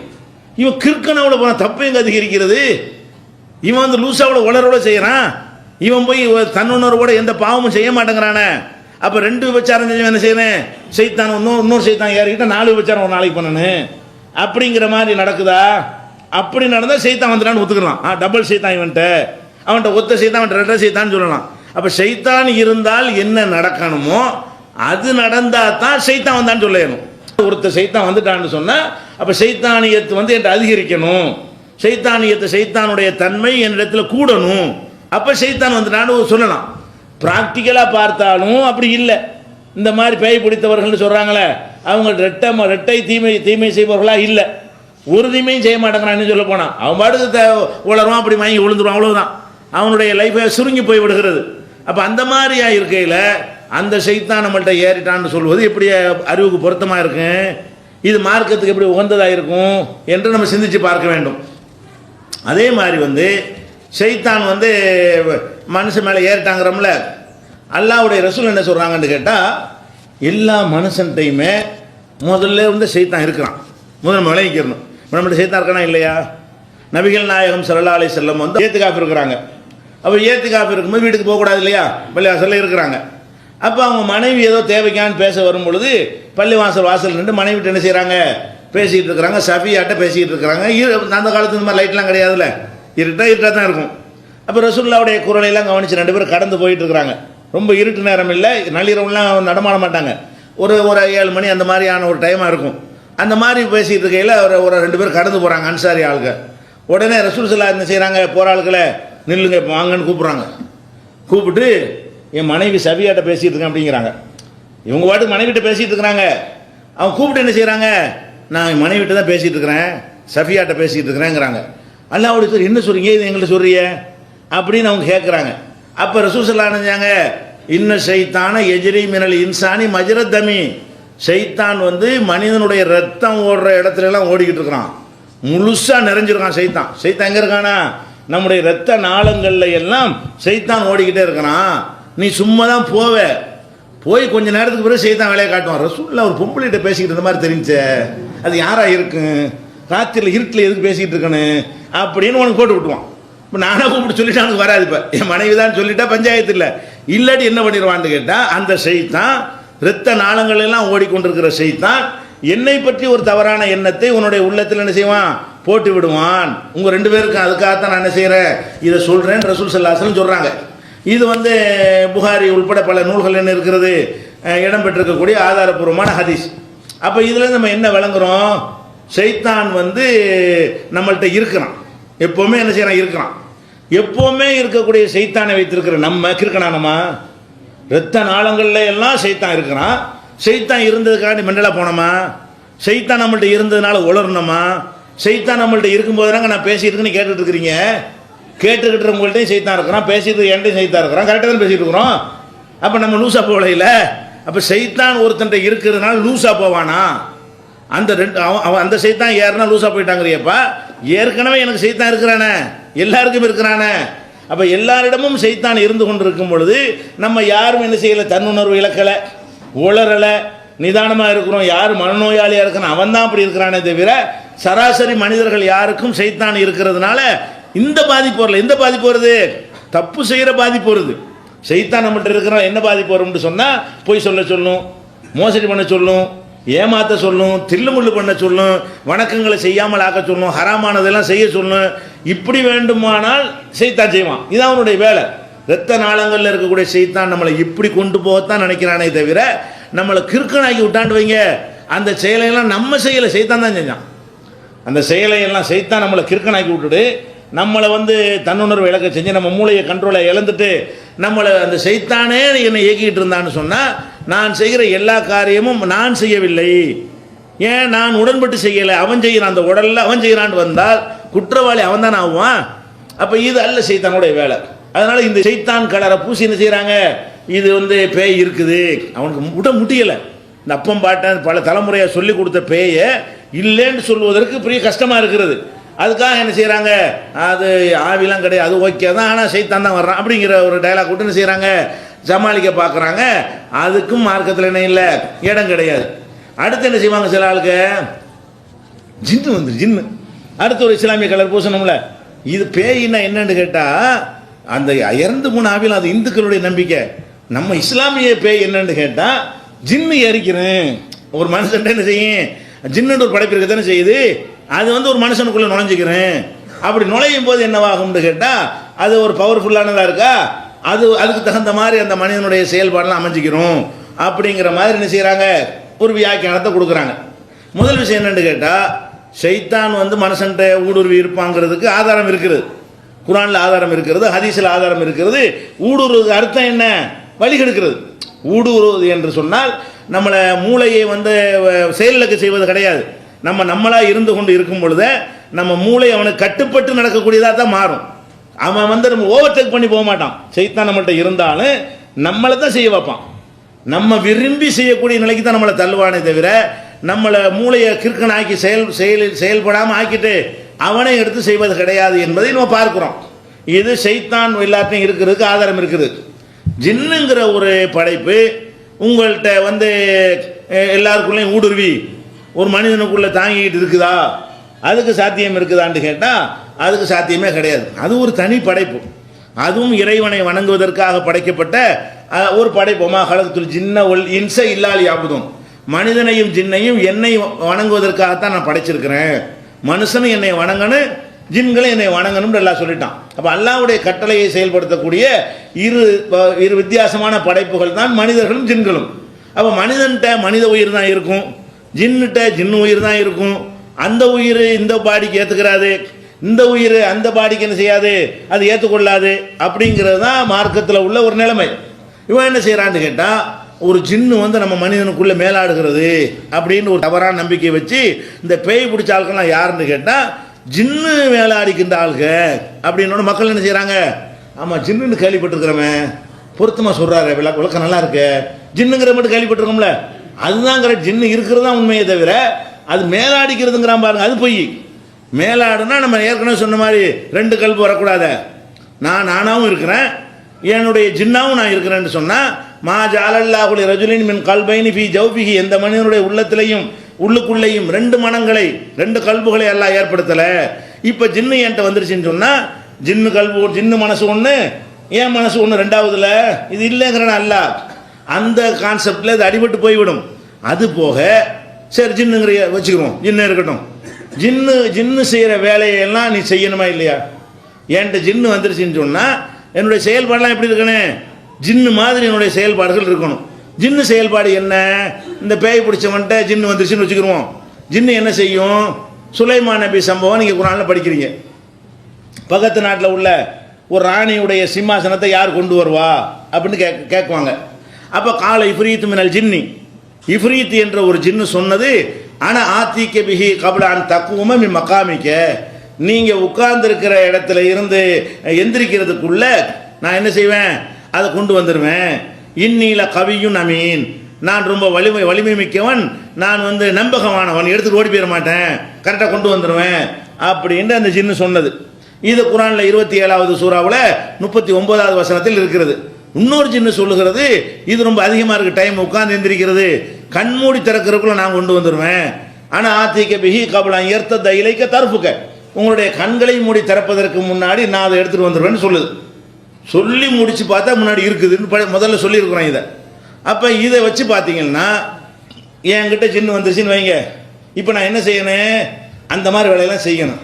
எந்த மாதிரி வேலை, ஒபாமாவை கொண்டாந்து நிப்பாட்டணும், செஞ்சு காட்டு. அது பெரிய மேட்ரு இல்லை. எங்கே உள்ள ராணியுடைய சிம்மாசனத்தை செஞ்ச மாதிரி என்ன செய்யணும், வெள்ளை மாளிகையில் உள்ளதெல்லாம் தூக்கணும் இங்கே கொண்டா வச்சு போடணும், பென்டகனில் உள்ளதெல்லாம் தூக்கொண்டு என்ன செய்யணும், ஆப்கானிஸ்தானில் போட்டு போடணும். அது மாதிரி செஞ்சு என்ன சொன்னால் அப்படி செஞ்சு காட்டினா அடைய வந்துட்டு ஜின்னு இருக்குன்னு சொல்லலாம். இவன் ஜின்னு இருக்கிற மாதிரி ஏதாவது இருக்கா, இவன்ட்ட ஜின்னு இருக்கிற மாதிரி ஏதாவது செய்கிறானா, மனிதனை போல சாப்பிடுகிறான், மனிதனோட சில குறைபாடுகள் தான் இருக்கே தவிர கூடுதலாக இவன்ட்ட என்ன இருக்கிறது, ஜின்னு வந்து மேலாடிக்கிட்டது என்று சொன்னால் ஜின்னுடைய ஆற்றல் வரணுமா இல்லையாப்பா, ஜின்னு மாதிரி ஏதாவது செய்யணுமா இல்லையா? அப்போ அதையும் நம்ம பார்க்குறோம். அதே மாதிரி என்னன்னு கேட்டால் ஜின்னை பற்றி எல்லாம் என்ன சொல்கிறான்னு கேட்டால், இப்போ நம்ம வந்து விண்வெளிக்கு போகிறோன்னு வைங்க, விண்வெளிக்கு நம்ம போகிறாந்தா சாதனங்கள் வேணும், அதுக்குள்ள ஒரு ராக்கெட்டு போக்குவரத்து இதெல்லாம் தயார் பண்ணி கொண்டு இல்லை அப்படி சொல்லிட்டான், அதுக்குள்ளே பவரோடு தான் நம்ம என்ன செய்யணும், போக வேண்டி இருக்கும். ஜின்களை பொறுத்த வரைக்கும் அவங்களுடைய இந்த பூதம் இந்த மாதிரி உடல் அதுக்கு இல்லையில, அதனால் என்ன செய்வாங்கன்னா நம்ம ஃபாஸ்ட்டாக ஒளி வேகத்தில் போவாங்க. ஜின்களை என்ன செய்யும், இங்கேருந்து அங்கே போயிடும், வானத்துக்கு போயிடும், அங்கேருந்து ஒடியாந்துடும், எல்லாம் ஒரு செகண்டில் ஒடியாந்துடும், அவ்வளோ வேகமாக அது போகும். எந்த அளவுக்குன்னு சொன்னால் வானவர்கள் முதல் வானத்தில் பேசிகிட்டு இருக்காங்கல்ல, அதை போய் ஒட்டு கேட்க போகுமா ஜின்கள்லாம். ஒட்டு கேட்க போகும்போது என்ன செய்யும், அதை கேட்டு வந்து இங்கே மக்கள் மத்தியில் பரப்பி விட்டுரும். இது இந்த இஸ்லாம் அந்த ரசூலுல்லாஹ் வந்த பிறகு தடுக்கப்பட்டுருச்சு, ஜின்கள் மேல் உலகத்துக்கு போனால் என்ன செய்யாது, ஒட்டு கேட்க முடியாது அப்படின்னு குர்ஆன் சொல்லுகிறது. எப்படி சொல்லுகிறதுன்னு கேட்டால், வானுலகத்திற்கு நாம் ஏறி சொல்லி போகிறோம், ஜின்கள் பேசிக்கிறோம், வானுலகத்துக்கு ஏறி சொல்லி போகிறோம். ஆனால் ஃபமை எஸ்தமியல் ஆன், இப்போ நம்ம ஒட்டு கேட்கறதுக்கு போனால் எஜிதலஹு ஷிஹாபன் ரசதா, அது வந்து ஒரு தீப்பந்தத்தை நம்ம சந்திக்க வேண்டி இருக்கிறது, போக முடியலை. நம்ம இங்கேருந்து வானுலகத்துக்கு போய் மலக்களை என்ன பேசுகிறான்னு கேட்க போனால் தீப்பந்தத்தை விட்டு எரிகிறாங்க, நமக்கு வானுலகத்து செய்தியை ஒட்டு கேட்க முடியலன்னு தோல்வியோடு ஜின்கள் திரும்பினது. இதே கருத்தை வந்து இந்த கருத்து 72:9, 37:10, 15:18 இந்த 3 வசனங்கள்லையும் இந்த செய்தி எல்லாம் சொல்கிறான். அதாவது ஜின்கள் வந்து மேலே வரைக்கும் போயிடும்னு சொல்லி. அப்போ என்ன பண்ணணும், இவன்கிட்ட ஜின்னு இருந்தா அவ்வளவுக்கு இல்லாட்டாலும் இவன் அமெரிக்காக்காரன் இப்போ தான் செவ்வாய்க்கு போன வருஷம் விட்ட விண்கலம் செவ்வாயில் இப்போ தான் இறங்கியிருக்குது, ஆள் இல்லாத ஒரு விண்கலம். இவன் என்ன செய்யணும், அங்கே போய் நேரம் இறங்கிட்டு அந்த பென்டகனுக்கு போஸ்ட் கொடு, கொண்ட ஜின்னு வச்சுக்கிறீங்களா, ஜின்னு மேலே போயிருமா இல்லையா, அப்படி தூக்கிட்டு போய் சந்திரனில் போய் இறங்கு, செவ்வாயில் போய் இறங்கு, அங்கே இறங்கி என்ன அதுக்கு அங்கெல்லாம் போனால் கூட அது பாதிக்காதுல்ல. இப்போ நம்ம வந்து சந்திரனுக்கு போனோன்னு வைங்க செத்து போயிடுவோம். ஏன், அதுக்கு காற்று கிடையாது, சுவாசிக்கிற முடியாது, ஆக்சிஜன் கிடையாது. அது மாதிரி செவ்வாய்க்கு போனால் அது மாதிரி என்ன செய்யும், கடுமையான குளிராக இருக்கும், விறக்கட்டை விரைச்சி போயிடுவோம். இப்படியான ஒரு பல விஷயங்கள்லாம் இருக்கிறது. ஆனால் இவைகள் தான் ஜின்கள் தான் போகுமே, மேலே வரைக்கும் போகுமே, வானூல் வரைக்கும் போனால் கூட அதுக்கு ஆக்சிஜன் மேட்ரு ஒன்றுமே கிடையாது. அப்போ உங்ககிட்ட ஜின்னு வந்துட்டு தான் மேலாடி தான் நீ பையா இருக்கிறேன்னு சொன்னால் அப்படி போய் காட்டு. ஒரு மரத்தில் சரி இப்படி ஜம்ப் பண்ணி நெல்லி பார்ப்போம். ஒரு 14 மாடி கட்டத்தில் என்ன செய்யணும், இந்த பார் அப்படி அங்கே நிற்கணும், அப்படி இங்கே இறங்கணும், அவ்வளோ காது காட்டு. அப்போ நம்ம என்ன விளங்கிக்கிறோம், அட்டை இவன்ட்ட ஜின்னு இருக்குது, ஜின்னு செய்கிற வேலையெல்லாம் செய்கிறான், செயல்களை வச்சு தான் பார்க்க. ஜின்னை பார்க்க முடியலைன்னா செயலாவது பார்க்கணுமா இல்லையா, ஒன்று ஜின்னை கொண்டாந்து காட்டு, அது பார்க்க முடியாது. இல்லாட்டி எதை காட்டு, ஜின்னு செய்கிற வேலையை நீ செஞ்சு காட்டு. அப்போ நான் என்ன ஒத்துக்குருவேன், ஒன்று இடத்துல ஜின்னு இருக்குன்னு ஒத்துக்குருவேன். அப்போ ஜின்னுன்னு சொல்வது இருக்கிறது உண்மை, ஆனால் அதெல்லாம் பேய் கிடையாது, நல்லா விளங்கி கொள்ள வேண்டும். அதனால இறந்து போன ஆவி தான் பேய் என்றாலும் அது பொய், ஷைத்தான் தான் பேயின்னு சொல்கிறாங்களே அதுவும் பொய், ஜின்னு தான் வந்து மேலாடுதுங்கிறாங்களே அதுவும் பொய் என்பதை விளங்கி கொண்டோமே. ஆனால் நம்ம பேய் பிசாசுங்கிற மேட்டுக்கு வரவே மாட்டோம். இன்னும் சொல்ல போனால் இப்போ ஜின்னு இருக்குது, நமக்கு கண்ணை கொண்டு நம்ம பார்க்குறோம். பேய்க்கு அந்த பஞ்சாயத்து இருக்குதா, இல்லை. ஒருத்தனுக்கு பேய் பிடிச்சிருச்சின்னு வைங்க, அவனுக்கு 2 கண்ணையும் கட்டிவிட்டு ஏத்தாப்பில் உள்ளதை பார்க்க சொன்னால் பார்க்குவானா, இந்த கண்ணுக்கு தான் அந்த பஞ்சாயத்தெல்லாம் இருக்குது. உன்ட்டு பேயிலப்பா இருக்குது, செத்து போன ஆவி தானே இருக்குது, அதான் பார்க்கும்ல, அதானே பேசிக்கிட்டு இருக்கு பையன்ட்ட. அப்போ என்ன செய்யணும், கண்ணை கட்டின உடனே அது கரெக்டாக பேசணும். ஜின்னு ஒன்றை இருந்தாலும் கரெக்டாக ஆளை கண்டுபிடிக்கணும், சைத்தான் ஒன்றை இருந்தாலும் கரெக்டாக ஆளை கண்டுபிடிக்கணும். சைத்தானுக்கு இந்த கண்ணெலாம் தேவையில்லையில, சைத்தான் வந்து கண்ணு இல்லாமல் பார்ப்பான்லங்க, இந்த கண்ணை வச்சு பார்க்கறது இல்லை தானே. ஜின்னுக்கு இந்த கண்ணு தேவையில்லை தானே, செத்து போன ஆவிக்கு இந்த கண்ணு இல்லாமல் தானே வந்துச்சு. அது கண்ணு இல்லாமல் தானடா கபர்ஸ்தானில் எழுப்பி வந்துச்சுங்கிற. அப்போ கண்ணு இல்லாமல் வந்ததுக்கு இப்போ எது கண்ணு. அப்போ இந்த பேய் பிடிச்சவன கண்ணை கட்டி போடுங்க, கண்ணுக்கு நான் யாருன்னு கேளுங்க, சொல்லணுமா இல்லையா, தெரியாது. யாருன்னு கேட்டால் என்ன செய்ய தெரியாது. முதுகுக்கு பின்னாடி அடிக்க போங்க, உண்மையிலேயே அந்த ஆவி அவன்கிட்ட இருந்தால் திருப்பி அடிச்சிடணும். முகத்துக்கு நேரம் வந்தால் தான் தடுக்க பார்க்குறானே தவிர முதுகுக்கு பின்னாடி வந்து அதையும் அந்த செய்தான் பார்க்கல, அதையும் அவன்கிட்ட இருக்கிற ஜின்னு பார்க்கல, அதையும் அவன்கிட்ட உள்ள அந்த ஆவி பார்க்கல. அதை பார்க்குமே, ஆவிக்கு தான் மேட்ரு கிடையாது, எல்லா பக்கமும் போகுமே பார்க்குமே. இப்படியெல்லாம் நம்ம பார்த்தோம்னு சொன்னால் இது என்ன இருக்கு, ஒரு கற்பனையான ஒரு விஷயத்தை நமக்கு போதித்து விட்ட காரணத்தினால், அது ஆழமாக உள்ளத்தில் பதிந்து விட்ட காரணத்தினால் நம்ம என்ன செய்கிறோம், பேய் பிசாசுன்னு நம்புகிறோம். அதே நேரத்தில் வந்து சில செயல்களை நீங்கள் பார்க்கலாம். இந்த பேய் பிடிச்சவங்கன்னு சொல்கிறாங்க இல்லையா, அவங்க சில காரியங்களை செய்வாங்க.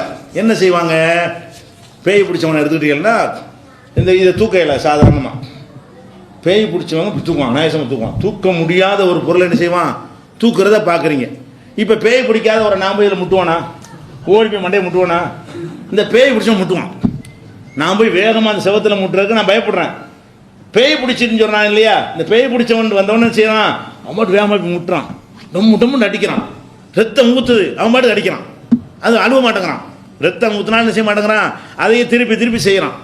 மாடியிலேருந்து குதிக்கிறான், மாடியில் என்ன செய்யறான், 20 அடி மாடியிலேருந்து பொத்துன்னு கீழே குதிக்கிறான். நம்ம என்ன செய்வோம், குதிக்க மாட்டோம், பயப்படுவோம். அப்போ இதெல்லாம் பார்க்கும்போது ஒரு குடம் தண்ணியை குடிக்கிறான், ஒரு ரெண்டு குடம் தண்ணி குடிக்க முடியும் மனுஷனுக்கு, ஒரு செம்பு தண்ணியை குடிக்கலாம். இவன் என்ன செய்வான், ஒரு குடத்தை எடுத்துட்டு போட்டு குடிச்சிட்டே இருப்பான். என்ன ஒன்றும் ஆச்சரியமாக இருக்கும். 4 நாளைக்கு தூங்க மாட்டான். நீங்கள் 4 நாளைக்கு தூங்காமல் இருக்க முடியுமா? அப்போ முடிச்சுக்கிட்டு இருக்கிற சக்தி, மகானெல்லாம் தூங்கிடுறான். இவன் பெரிய சக்தி இருக்குங்க, இவனுக்கு தான் மகான் சொல்ல போனான். என்ன செய்யறான், இந்த பேய் பிடிச்சான்னு சொல்கிறாங்க பாருங்க, இவன் வந்து என்ன செய்கிறான், அதீதமான விஷயங்கள்லாம் செய்கிறான். அது மாதிரி என்ன பண்ணுறான்னு கேட்டால் 10 வருஷத்துக்கு முந்தைய நடந்ததெல்லாம் சொல்கிறான். எப்படி, நான் அந்த ஏரிக்கரையில் போய் கொண்டிருக்கும் பொழுது நீ இந்த மாதிரி என்னை சேட்டை பண்ண, அதனால உன்ட்ட வந்துட்டேன் அப்படி இந்த பேய் பேசுது. இந்த பேய் தானே பேசுது. அந்த பேய் வந்து அதனுடைய வாழ்க்கையோட சம்மந்தப்பட்ட விஷயங்களை எல்லாம் அப்படி சொல்லும்போது பார்க்கும் பொழுது எப்படி இதெல்லாம் தெரியுது, இந்த மனுஷனுக்கு தெரியாத, என்ன புதுசாக சொல்கிறானே, அது மாதிரி தெரியாத பாஷையெல்லாம் பேசுது. பேய் பிடிச்சவனே தமிழ் பேசியிருந்தா அரபி பேசுகிறான், இங்கிலீஷ் பேசுகிறான், மலையாளம் பேசுகிறான். அப்போ எத்தனையோ வார்த்தைகள் எல்லாம் பேசுகிறான். அப்போ நம்ம என்ன எதில் நம்பிடுறாங்கன்னு கேட்டு இதை பார்க்கும் பொழுது நீங்கள் என்னதான் இல்லைன்னு சொன்னால் இருக்குல்லங்க, எதனால் நம்ப மாட்டேங்கிறான். நம்ம என்னதான் ஆதாரங்களை கொண்டு சொன்னாலும் இந்த இருக்குதே, ஒரு சக்தி இருக்க போய் தானே தமிழ் பேசணும், இப்படி இங்கிலீஷில் பேசுகிறான். அவன்கிட்ட என்ன சக்தி இருக்குது அதை தானே அவன் செய்ய முடியும், அதோட கூடுதலாக செய்கிறானே அப்படிங்கிற மாதிரி நினைத்து கொண்டு நம்ம என்ன செய்கிறோம், அது உண்மையாக இருக்குமோன்றது இதுதான் காரணம். பேயை நம்புறது காரணம் என்னன்னு கேட்டால், கண் முன்னாடி நடக்கக்கூடிய சில விஷயங்கள் வந்து நம்மளை என்ன செய்கிறது, பேய நம்பக்கூடிய வகையில் அமைந்திருக்கிறது. ஆனால் நம்ம சிந்திச்சு பார்த்தோம்னு சொன்னால் இது ஒரு மேட்டரே கிடையாது. என்ன மேட்ரு இல்லை, அந்த அவன் செய்கிற எல்லா வேலையும் நம்மளும் செய்ய முடியும், அவன் செய்கிற அனைத்து வேலைகளையும் நமக்கு செய்ய முடியும். அறிவு உள்ளவன் என்ன செய்வான்னு கேட்டால் கால்குலேஷன் பண்ணுவான். என்ன பண்ணுவான், நம்ம மண்டை எதனால் படைக்கப்பட்டிருக்குது, அந்த செவரு எதனால் படைக்கப்பட்டிருக்கிறது, இதை போய் அதில் போய் முட்டினா என்ன ஆகும், அது ரத்தம் வடியும், ரத்தம் வடிஞ்சா என்ன ஏற்படும்னா எது பண்ணுவான், சுய நினைவோட இருக்கான. அவனுக்கு மூளை வேலை செய்கிறதுனால அவனுக்கு என்ன செய்யும், நம்ம முட்டும் எதுக்கு நமக்கும் முட்ட முடியும், அவன் முட்டின மாதிரி நமக்கு முட்ட முடியும், நம்ம ஏன் முட்ட மாட்டேங்கிறோம். மூளை வந்து பிரேக் போடுது, என்ன போடுது, அடே இப்போ முட்டி போடாதடா, அது வேற மெட்டீரியல், உன் மெட்டீரியல் வேற, ரெண்டு மோதி கழிச்சு உனக்கு தான் சேதம், அதுக்கு ஒன்றும் ஆகாது, நீ தான் தெரிச்சு போயிடுவ, ரத்தம் வரும் வலிக்கும் அப்படின்னு சொல்லுது எது, மூளை. 20 அடி மேலே இருந்து நான் குதிக்க போகிறேன், குதிக்க போகும்போது நான் என்ன செய்வேன், மூளை அடே 20 அடி உயரம்டா, நீ இந்த குளிர்ந்தீன்னு வை, கீழே தலை சரியில்லாமல் இருக்குது, வைக்க போகிறதா குதிச்சுட்டு போயிடலாம், வெறுந்தரில் குதிச்சேன்னு வை, கட்டாந்தரில் குதிச்சேன்னு வை, கால் உடைஞ்சு போய் மண்டை உடைஞ்சு போயிருந்து கணக்கு பண்ணி பாட்டிட்டு குதிக்கலாம்னு நினைக்கும் போது என்ன செய்யறது, நான் வந்து குதிக்க மாட்டேங்கிறேன். ஏன் குதிக்க மாட்டேங்கிறேன், என்னுடைய மூளை வேலை செய்யும் பொழுது இவ்வளவு கணக்குகளையும் அது பண்ணுகிறது. அதே மாதிரி வந்து தண்ணியை குடிக்கிறேன், இவ்வளோ போத மறையாண்டை கொடுக்குற, சாப்பிட்டீங்களடா, 2 குடம் தண்ணி பத்தாதா அப்படின்னு நம்ம கண்ட்ரோல் பண்ணுது. அதுக்கு மேலே பண்ணினா உனக்கு ஓட முடியாது, ஆட முடியாது, அந்த கண்ட்ரோல் அது அவனுக்கு என்ன இருக்குது, கிறுக்கனா இருக்குன்னா அது கால்குலேஷன் பண்ணாது. கால்குலேட்டர் ஃபெயிலியராக போயிட்டதுனால அவன் என்ன செய்யறான், எதை பண்ணாலும் அடி எவ்வளவுக்கு ரப்பர் இழுக்கிற அளவுக்கு இருக்குதோ உங்களுக்கு முடியும். ஏன் நீங்கள் போட்டி போட்டு 200 இட்லி சேர்த்து தின்றவன்லாம் பார்க்கல, இந்த பேய் பிடிச்சவன் தான் நிற்கிறாங்கிறீங்கள, ஒரு வெறின்னு வந்துடும் பொழுது ஜெயிக்கிறதுக்காக வேண்டி ஒரு மனுஷனுக்கு 200 இட்லி திங்க முடியுமா, 100 இட்லி திங்க முடியுமா, 100 இட்லி திங்கிறாங்க சாப்பிட்ற போட்டின்னு வச்சுக்கிறேன்னு சொன்னால் அது எப்படி செய்கிறது, 5 இட்லி 6 இட்லி ஒரே நாளில் திங்க முடியாது. 6க்கு ட்ரைனிங் எடுக்கணும், அப்புறம் 7க்கு ட்ரைனிங்கு, அப்புறம் 10 தின்னு ட்ரைனிங் ஆகணும், அப்புறம் 20 தின்னு ட்ரைனிங் ஆகணும், அப்புறம் 100க்கு ட்ரைனிங் எடுத்துட்டான்னு வைங்க, அவன் பாட்டு திங்கிறான். அப்போ இது வந்து கிறுக்க மட்டும்தான் செய்கிறான், இவன் தானே செய்கிறான், அவன் ப்ராக்டிஸ் பண்ணி செய்கிறான். இவன் என்ன செய்கிறான், மூளை வந்து கால்குலேஷன் பண்ணாதனால இது செய்கிறான். அதே மாதிரி சில பேர் என்ன செய்கிறாங்க, பல்பை திங்கிறான், பிளேடை திங்கிறான், சுயநலம் உள்ளவன் ஒரு போட்டிக்காக வேண்டி, ஒரு சாதனை கின்னஸுக்காக வேண்டி என்ன செய்கிறாங்க, ஆணியெல்லாம் திங்கிறான், கின்னஸில் நான் பேர் வரணும் அப்படின்ட்டு. அது எப்படி செய்யணும், அந்த மாதிரி சின்ன சின்ன செஞ்சு ட்ரைனிங் எடுத்து குடல் எதை வேண்டாலும் ட்ரைனிங் ஆகிக்கணும். உடம்பை பொறுத்த வரைக்கும் எதுக்கு நம்ம பழகுறோமோ அதுக்கு தகுந்த மாதிரி அது என்ன செய்யணும், தன்னையை மாற்றிக்கொள்ளும். அந்த ஒரு தத்துவத்தை வழங்கி கொண்டு இப்படிலாம் செய்கிறாங்க. கிறுக்க என்ன செய்யறான், கால்குலேஷன் பண்ணமா எழுதிங்கம்மா, கூட எழுதிம்மா, திங்கக்கூடிய சாப்பாடை வேணாமா, திங்கக்கூடாத பொருளை என்ன செய்வான், எடுத்துமா. இதுக்கெல்லாம் காரணம் என்னன்னு சொன்னால் இது மனிதன்ட்டு இந்த சக்தி இருக்குது. இப்போ நான் உங்களுக்கு சொல்கிறேன் கேளுங்களேன், ஒரு ஒரு ஒரு ஒரு விரட்டிட்டு வர்றான், துப்பாக்கி எடுத்து என்ன செய்கிறான், சூட்டுறதுக்கு விரட்டிட்டு வர்றான், நீங்கள் தப்பிச்சு ஓடுறீங்க, ஓடும்போது ஏத்தாப்புல ஒரு சவர் இருக்குது, ஒரு 5 அடியில் சவர் இருக்குன்னு வைங்க, ஓடினா என்ன செய்வீங்க, ஒரு ஜம்ப் பண்ணி தாண்டிடுவீங்க. நாளைக்கு ஓடிச்சுன்னா தாண்ட மாட்டீங்க. இன்னைக்கு அவன் சுடுறதுக்கு வர்றான்ல, இப்போதைக்கு காயம் பட்டாலும் சரி, கால் உடைஞ்சாலும் சரி, உசுரை காப்பாற்றணும். அதனால என்ன செய்யறோம், அவன் உரட்டிட்டு வர்ற துப்பாக்கி சுட்டு போடுவான் இல்லைன்னா அப்படின்னு பயம் வரும் பொழுது நம்ம என்ன செய்யுதுன்னு கேட்டால் மூளை என்ன செய்யுது, எது முதலிடம்னு பார்க்குது, காலா உயிரா கணக்கு பண்ணி செய்யுது. கால் போனாலும் பரவாயில்லை, ஒரே ஜம்படி போயிடுறான். குதிச்சு பார்த்தா அங்கே கால் வலியும் தெரியாது, கீழே முள்ளெல்லாம் அடிபட்டு வந்திருப்பான், சரசண்டு கிழிச்சிருக்கும், ஒன்றுமே தெரியாது. அப்போ ஒரே இலக்கு என்னது, மூளை வந்து அனைத்து செக்ஷனும் செயல் இழந்து போய் ஒரே செக்ஷன் தப்பித்தல். ஒரே செக்ஷன் அது இப்போதைக்கு சிங்கத்தை தப்பிக்கணும், துப்பாக்கியும் தப்பிக்கணும், இந்த கொலை செய்ய வர்றான் அவன்ட்டு தப்பிக்கணும். இந்த ஒரு நோக்கத்துக்காக வேண்டி ஓடும் பொழுது நம்மள்ட்ட அதீதமான சக்தி வெளிப்படுதா இல்லையா? இதையே நாளைக்கு செய்ய முடியுமா? செய்ய முடியாது. நம்மளே குதிச்சுட்டு இதில் எப்படி நம்ம குதிச்சோம், இவ்வளோ உயரத்தில் இருந்து பாஞ்சிருக்கிறோமே, இது சாத்தியமே இல்லையே அப்படின்னு சொல்லி அவன் நினைக்குவான். அப்போ என்னன்னு கேட்டால் சில மூளையுடைய சில செக்ஷன்கள் அடிபடும் பொழுது அவன்கிட்ட வந்து இருக்கக்கூடிய எல்லா சக்தியும் என்ன செய்யும், வெளிப்படும். இந்த மயக்கத்துக்கு போட்டு நான் உடைக்கிறேன், எனக்கு உடைக்க இயலாதா? கிறுக்கம் உடைக்கிறேன், நான் உடைக்க மாட்டேங்கிறேன். கிறுக்கன் என்ன செய்யறான், இதை எடுத்து ஓட்டு உடைக்கிறான். நான் என்ன செய்யறேன், உடைக்கும் போது எவ்வளோ ரூபாய்க்கு வாங்கணும், இது உடச்சு கீழே போட்டால் நொறுங்கி போயிருமே, 100 கிராம் மரம் வாங்கணுமே, அது காசு இல்லையே, அது காசு இருந்தால் கூட வேஸ்ட்டாக செலவாகுமே, நம்ம அது சம்பாதிக்கணுமே, எவ்வளோ பாடுபடணும், இதை உடைக்கக்கூடாதுன்னு சொல்கிறான். எனக்கு உடைக்க தெரியாது, முடியாத முடியும். கிறுக்கனுக்கும் உடைக்க முடியும், எனக்கு உடைக்க முடியும். கிறுக்கன் உடைக்க மாட்டேங்கிறான், அவன் கணக்கு பார்க்க மாட்டான், அந்த செக்ஷன் ஃபெயிலியராக போச்சு. அப்போ உண்மையில் என்னன்னு கேட்டால் இந்த பேய் என்பது வந்து மூளையில் ஏற்படக்கூடிய ஒரு கோளாறு. நல்லா விளங்கிக்கணும். பேய்ங்கிறது என்னன்னு கேட்டால் மூளையில் ஒரு கோளாறு ஏற்பட்டு விட்டது என்று சொன்னால் அதில் என்ன செய்யறேன், அதில் உள்ள சில செயல்பாடுகள்னா அதுக்கு அழகாக அந்த காலத்தில் பேர் வச்சிருக்கிறாங்க. கிறுக்கனுக்கு என்ன பேர் வச்சுருக்காங்க? லூஸு. இப்போ வயர் லூஸாக இருக்குன்னு வைங்க, என்ன செய்யும்? வயர் கரண்ட் சப்ளை பண்ணிட்டு இருக்கிறீங்க, அதில் லூஸாக இருந்துச்சுன்னா ஸ்க்ரூ லூஸாக இருந்தால் என்ன செய்யும்? எரியும் அமரும், திடீர்னு எரியும், திடீர்னு ஆஃப் ஆகும், திடீர்னு எரியும். அவர் லூஸ் ஆகுதா இல்லையா? ஈவன் அது மாதிரி தான் லூஸாக சப்ளை சரியாக இருக்காது. மூளையிலேருந்து அவனுக்கு வரக்கூடிய சில செக்ஷனுக்கு சப்ளை சரியாக இல்லைன்றவுடனே அதுக்கு தகுந்த மாதிரி என்ன செய்யும்? வேலை செய்யும். லூஸுங்கிறான், மரகலன்றுச்சிங்கிறான். மறையை டைட்டாக பண்ணி வச்சா தான் பிடிக்கும், அதுவும் லூஸு தான். அப்போ லூஸுன்னு பேர் வச்சுருக்கான் பாருங்க, தமிழில் ஒரு அழகான பேர். அப்போ லூஸுங்கிற தான் இவன் பேய்ங்கிறான். லூஸ் ஆகிவிட்டால் அவன்கிட்ட அபரிமிதமான சக்தி வருங்க. எல்லா மனுஷன்ட்டையும் அந்த சக்தி எல்லாம் கொடுத்து வச்சிருக்கிறான். அதை சாதனைகளுக்காக சில பேர் செஞ்சு காட்டுறான். ஒரு 15 நாளைக்கு சைக்கிள் ஓட்டுறாங்க இறங்காம. உங்களுக்கு முடியுமா? முடியும், சக்தி. நம்ம என்ன செய்யறான்? எதுக்கடா போட்டு மனசு ரெஸ்ட் வேணுமா இல்லையா, இதுக்கு சுத்தணும்னு நினைக்கிறான். அவன் என்ன செய்யறான்? பேராகணும், ஃபேமஸ் ஆகணுங்கிறதுக்காக வேண்டி 1 நாள் ஓட்டி, 2 நாள் ஓட்டி, 3 நாள் ஓட்டி, இப்படி ட்ரைனிங் எடுத்து 15 நாளைக்கு சைக்கிளில் ராவு பகலாக சைக்கிளே ஓட்டுறான், சைக்கிளே தூங்குறான், சைக்கிள்லையே வந்து சாப்பிட்றான், இறங்கவே மாட்டேங்கிறான். அப்போ சைக்கிள் ஓட்டுற அந்த மாதிரிலாம் பார்த்துருக்கீங்களா இல்லையா? சைக்கிள் ஓட்டும் சாதனை 15 நாள் ஓட்ட போகிறாருங்கிறோம். இதெல்லாம் எல்லாத்தையும் இருக்குது. இது வந்து மனிதன் ட்ரைனிங் எடுத்து செய்கிறான். கிறுக்கு வந்து ட்ரைனிங் இல்லாமல் செஞ்சிருவான். கிறுக்கு என்ன செய்வான்? 20 நாளைக்கு கூட செய்வான், தூங்காமே இருப்பான். அவனுக்கு ஒன்றுமே பாதிக்காது. ஏன்? அவனுக்கு மூளைக்கு ஒர்க்கையில் ஓய்வு தேவையில்லை. மூளை வேலை செஞ்சுதான் ஓய்வு வேணும். அவன் வேலையை செய்யலையே, ஒர்க்கு அவளைங்கிறதுல ஓய்வு தேவையில்லை. அப்போ இந்த மாதிரியான விஷயங்களை வச்சுடுறாங்க. அதே மாதிரி பல பாஷை பேசுகிறாங்கிறாங்க. பல பாஷை பேசுகிறாங்கன்றாங்களே, அதுவும் என்ன காரணம்? பல பாஷைனா எவனும் பேசுறது இல்லை. எந்த ஒரு மனிதனாக இருந்தாலும் இப்போ நான் பேசிகிட்டு இருக்கிறேன்ல, என்னுடைய பேச்சு நீங்கள் போட்டு பாருங்கள், அதில் வந்து சில ஆங்கில சொற்கள் வந்திருக்கும். வருமா இல்லைன்னா? நான் தமிழ் பேசினா கூட அது என்ன செய்யும்? ஆங்கில சொற்கள் சிலது வரும். அப்போ நீங்கள் பேசுனீங்கன்னா உங்கள்ட்ட உருது சொல்லு, ஹிந்தி சொல்லு, ஏதாவது சொற்கள் என்ன செய்யும்? வரும். அப்போ நம்ம சபை அறிஞ்சு என்ன செய்வோம்? நம்ம தமிழ் மக்களுக்கு பேசுகிறோன்றவுடனே தமிழையாக பேசுவோம். வழங்குதா? அது மாதிரி ஆங்கில மக்கள்கிட்ட பேசுறது, ஆங்கிலம் தெரிஞ்சு எனக்கு தெரியாது, ஆங்கிலம் தெரிஞ்சாலாக இருந்தால் ஆங்கிலமாக பேசிக்கிட்டு இருப்பாங்க. அப்போ ஆனால் கிறுக்கனா போனப்புறம் என்ன ஆகும்னு கேட்டால், உள்ளே ரெக்கார்ட் பண்ணி வச்சுருக்கிறதுல அது தாறுமாறாக என்ன செய்யும்? எனக்கு தெரியும், தமிழ் ஆங்கிலம்லாம் கலந்து வரும். குறுக்கி எடுத்து அந்த கோர்க்க தெரியாது. அதனால வாயில் வந்தாலும் வரும்பொழுது 2 அரபி வார்த்தை வரும். அரபி கிராமர் படி அந்த வார்த்தை வராது. 2 ஆங்கில வார்த்தை வரும். ஆங்கில கிராமர் படி அந்த வார்த்தை வராது. தமிழே வரும், தமிழ் கிராமர் படி ஒரு அர்த்தம் உள்ளதாக என்ன செய்யாது? இருக்காது. அப்போ அர்த்தம் இல்லாமல் நீங்கள் ஒரு டேப் ரெக்கார்டர் இருக்குன்னு வைங்க, கேசட் அந்த காலத்தில் ஆடியோ வச்சிருப்பாங்க, கேசட் இழுத்துக்கிச்சுன்னு வைங்க, இதுக்கு ஏதாவது மீனிங் இருக்கா? அதில் ஒழுங்கானது ரெக்கார்டாக இருக்குது. ரெக்கார்ட் ஆனாலும் அதில் ஏதோ இழுத்துருச்சுன்னு சொன்னால் அதை அந்த டேப்பை போட்டால் என்ன செய்யும்? ஒரு டைப்பாக சத்தம் வருதுல்ல, அந்த கண்டிஷனுக்கு ஆயிடுறான். அது மாதிரி உளரும் போது தமிழ் பேசுகிறான், மலையாளம் பேசுகிறான், சிங்களம் பேசுகிறாங்கிறானே தவிர எல்லாமே இதில் மேட்ரு என்னன்னு கேட்டால், இதை நம்புவது மனநோய். பேய் பிடிச்சிருச்சுன்னு நினைக்கிறீங்களே, அது வந்து மனநோயில் சேர்க்கக்கூடாது. அது ஒரு உடல் ஊனத்தில் சேர்க்கணும். ஆனால் எல்லாருமே அதில் சேர்த்துருக்குறாங்க. மனசில் நம்பிக்கை சம்மந்தப்பட்டது தான் மனநோயில் சேர்க்கணுங்க. மூளையில் நரம்புல பாதிப்புங்கிறது அது மனநோயா? அது உறுப்புல வரக்கூடிய நோய். அவனுக்கு மூளை நரம்பில் அதுக்கு என்ன இருக்கிறது?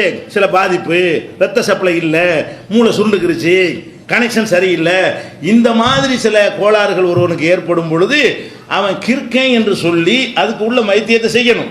அது கவுன்சிலிங்லாம் கொடுக்க முடியாது. கிறுக்கனா போயிட்டான்னு வைங்களேன், அறிவுரையெல்லாம் சொல்லி அப்படிலாம் நம்ம நம்பக்கூடாது. அதெல்லாம் நம்ம கிறுக்கன் ஆகாமல் இருக்கிறாங்க தான் சொல்கிறது. இப்போ சொல்கிறதெல்லாம் யாருக்கு? இந்த பேய் பிசாசு இல்லைங்கிறதெல்லாம் கிறுக்கன் ஆகாமல் இருக்கிற ஆளுக்கு ஆகாமல் இருங்க என்பதற்கு சொல்கிறோம். ஆனவனுக்கு என்ன செய்யணும்? நீங்கள் எந்த மனோதத்துவ டாக்டர் சேர்த்துருக்குறாங்க. உண்மையில் அது மனோதத்துவ மேட்டரே கிடையாது.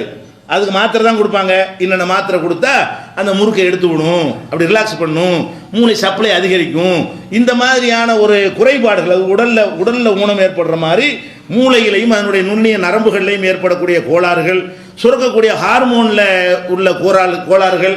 ஒரு ஹார்மோன் எவ்வளோ சுரக்கணுமோ அவ்வளோ சுரக்கணும். அது கூடுனாலும் ஒரு பஞ்சாயத்தாகி போயிடும். மூளையில் ஒரு செக்ஷனில் குறைஞ்சாலும் பஞ்சாயத்தாகி போயிடும். இந்த மாதிரி என்ன குறை இருக்குன்னு பார்த்து அதுக்குரிய மருத்துவர்கள் என்ன செய்வாங்க? அதுக்குரிய ட்ரீட்மெண்ட் கொடுத்தா குணமாயிரும். இந்த மாதிரி கிறுக்கனாக இருக்கக்கூடியவனுக்கு என்ன செய்யணும்? ஏர்வாடில் போய் கட்டுறது அங்கே அதெல்லாம் ஒன்றுக்கும் யூஸ் ஆகாது. அதுக்கு சரியான மருத்துவம் என்னன்னு கேட்டால், இவன் என்னத்துக்காக என்ன பாதிப்பினால் இது ஏற்படுகிறது, முதல்ல மூளையை ஸ்கேன் பண்ணுவாங்க. ஸ்கேன் பண்ணி பார்த்தா அந்த மூளையிட என்னென்ன இருக்கணும்னு தெரியும். அதில் என்ன குறை இருக்குன்னு கண்டுபிடிப்பாங்க. இதெல்லாம் இருக்கணும், இந்த இடத்துல ஒரு மேட்ரு தெரியுது, இந்த பக்கம் எடுப்பா அந்த பக்கம் எடுப்பான்னு எடுப்பாங்க.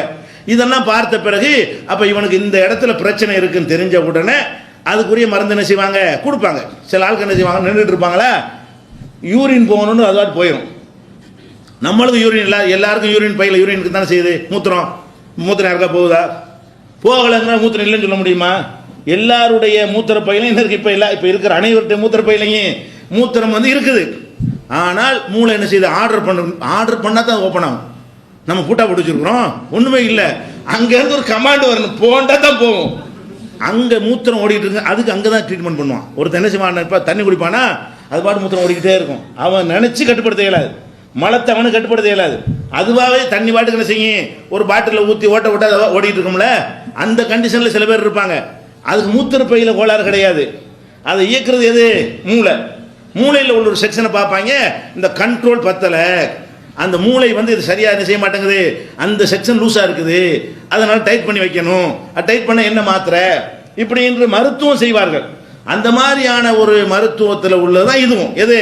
இந்த பேய் பிடித்து விட்டவர்களாக நீங்கள் யாரை நினைக்கிறீர்களோ அவர்களுக்கு மூளையில் சில பாதிப்பு ஏற்பட்டிருக்கிறது.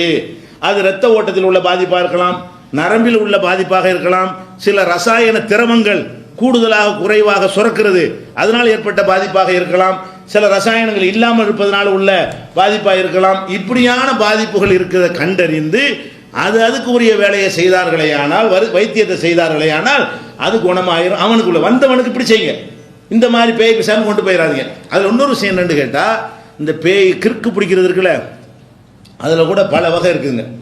நிஜமாக கிறுக்கு பிடிக்கிறவனு இருக்கிறான், கிறுக்கு பிடிக்காமையே அது ஒரு தேவைக்கு யூஸ் ஆகுங்கிறதுக்காக நடிக்கிறவன் இருக்கிறான். அல்லது அவன் உள்ளுக்குள்ள அடி மனசில் நம்மளை சேஃப்டி பண்ணணும்னு நினச்சிக்கிட்டு இருக்கும் பொழுது அவன் அறியாமல் அப்படி ஆகக்கூடியவனாக இருக்கான். ஒரு குடும்பத்தில் ஒரு பெண் இருக்கிறான், மாமியா குடும்பம் தாங்க முடியலை, உள்ளுக்குள்ள என்ன செய்வா? இவளை என்னமா பண்ணணும்? உள்ளுக்குள்ள மாமியா குடும்பம் தாங்கலைன்றவனை அவன் மனசில் எப்பவும் உருப்படுற மேட்ரு என்ன? என்னைக்கா உன்னை அவளுக்கு சரியான பாடம் கற்பிக்கணும் அப்படின்னு நினச்சிக்கிட்டே இருப்பாளா? முடியாது. மாமியாங்கிற பவர் நம்மள்ட்ட பவர் இல்லை, சாவி அங்கே தான் இருக்குது, வீடு அவங்க பேரில் இருக்குது, நம்ம வந்திருக்கிறோம், அது ஒன்றும் முடியாதுன்னு மனசுக்குள்ள என்ன செய்யும்? இப்படி பண்ணிக்கிட்டே இருக்கும் பொழுது அப்போ ஊர் உலகத்தை பார்க்குறான். இந்த மாதிரி ஏதாவது அதீதமான சக்தி நமக்கு இருந்தால், பிடிச்சி உதைக்கிறது ஏதாவது இருந்தால் என்னன்னு இப்படி நினச்சிட்டு இருக்கிறாளா? திடீர்னு வாயிறேன் பேய் வந்துடும். பேயெல்லாம் கிடையாது, அது அந்த இப்படி செய்யணும் ஏதாவது செய்யணும்னு நினச்சிட்டு இருக்கும் பொழுது ஒரு அப்செட் ஆகி போயிடும். மூளையில் சின்ன ஒரு சேஞ்ச் ஆயிரும், நரம்புல ஒரு கட்டாயிருமா, உடனே என்ன பண்ணுறது? பானையை உடைக்கிற, சட்டியை உடைக்கிற, மாமியை பட்டி கை கட்டிடுவான். தன்னையை காத்துக் கொள்வதற்காக வேண்டி ஏதாவது செய்யணும்னு நினைக்கும் பொழுது அவங்கள அறியாமல் அதையே நினச்சிக்கிட்டு இருப்பாங்களா? இந்த குடும்பம் அதிகமாகும் போது அப்போ திடீர்னு சிலிப்பான உடனே என்னவாகும்? அவங்க உன்னோட ஒன்று செய்ய உடைக்கிற போனோம், அப்போ மாமியார் உனக்கு குடும்பம் இருக்காது.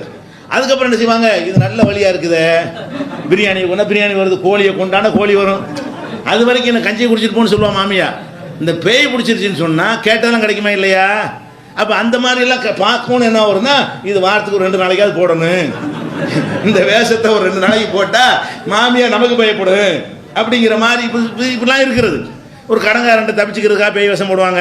இப்போ கடனை கொடுத்து விரட்டிகிட்டே இருக்கிறீங்க, அவன் தற்கொலை பண்ணுறான், இந்த ஐடியா பண்ணி பார்க்கட்டுமே, கடன் கொடுக்க தேவை அந்த என்ன செய்யணும்? ஆண்டு காரியாத்த மாறியாத்தா ஒட்டி என்னவீங்க, அரண்டு ஓடி கடன்லாம் தரவானாப்பா சொல்லுவானா இல்லையா? அப்போ இது மாதிரி விஷயங்கள்லாம் இருக்கிறது. ஒரு மனிதர்கள் வேணும்னு நாடகம் ஆடுவார்கள், அது நாடகமாக இல்லையாண்டு ஆய்வு பண்ண வேண்டி இருக்கிறது. சில பேர் இப்படி உருப்போட்டு கொண்டே இருந்த காரணத்தினால் அவங்களுக்கு ஒரு பாதிப்பு ஏற்பட்டுரும். இந்த மாதிரியான பாதிப்புகள் என்னென்று கண்டறிந்தால் இது நடிப்புன்னா அதுக்கு ஒரு ட்ரீட்மெண்ட் இருக்கிறது. ஆனால் ஒன்று செய்யலாம், நாங்கள் கண்டுபிடிச்சிருவோம், நீங்கள் அது மாதிரி ஆட்களை கொண்டு வந்தீங்கன்னா இது நடிப்பா, வைத்தியம் நாங்கள் செய்ய முடியாது.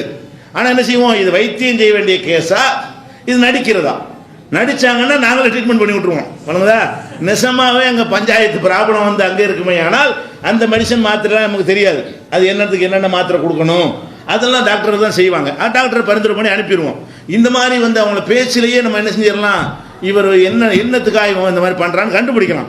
இதுதான் உள்ளதை தவிர பேய்ங்கிறது ஒன்று கிடையாது. நல்லா விளங்கிக்கிறேன்னு அதை கடுக்கிறோம், நீங்கள் நம்ப மாட்டோன்னு உறுதியாக இருந்தீர்களே ஆனால் இந்த பஞ்சாயத்து வராது. நம்மளை யாரும் என்ன செய்ய மாட்டோம், இந்த வகையான கிறுக்குக்கு ஆளாக மாட்டோம். சொல்லி சொல்லி இருக்குன்னு நம்புன காரணத்தினால் அந்த இல்லாத உரு போட்டுக்கிட்டே இருக்கிறானா, இருட்டை கண்டா பயம், அதை கண்டா பயம், கற்பை கண்டா பயம், இருட்ட தனிமையில் போனா பயம், பலவிதமான பயங்கள் வந்துவிடும். அப்போ இந்த பயங்களில் திடீர்னு அதிர்ச்சி அடையும் பொழுது மூளை குழம்பி விடுகிறது, மூளையில் பாதிப்பு ஏற்படுகிறது. அப்போ மூளை பாதிப்பை தான் நம்ம என்ன செய்கிறோம், ஆன்சர் பண்ண தெரியாமல் பேய்ங்கிறோம். பேய்ங்கிறான மூளையில் ஏற்பட்ட ஒரு பாதிப்பு, அதுக்கு ட்ரீட்மெண்ட் பண்ண வேண்டும். அதுக்கு விட்டு நீ பேயணுமோ ஒன்று இருக்குன்னு நினச்சி நீ பயந்துக்கிட்டு சாகாமல் என்ன செய்யணும், தெளிவாக இருக்க வேண்டும் என்பதை என்ன செய்யணும், இதிலிருந்து புரிந்து கொள்ள வேண்டும். இது பேய் சம்பந்தப்பட்டது.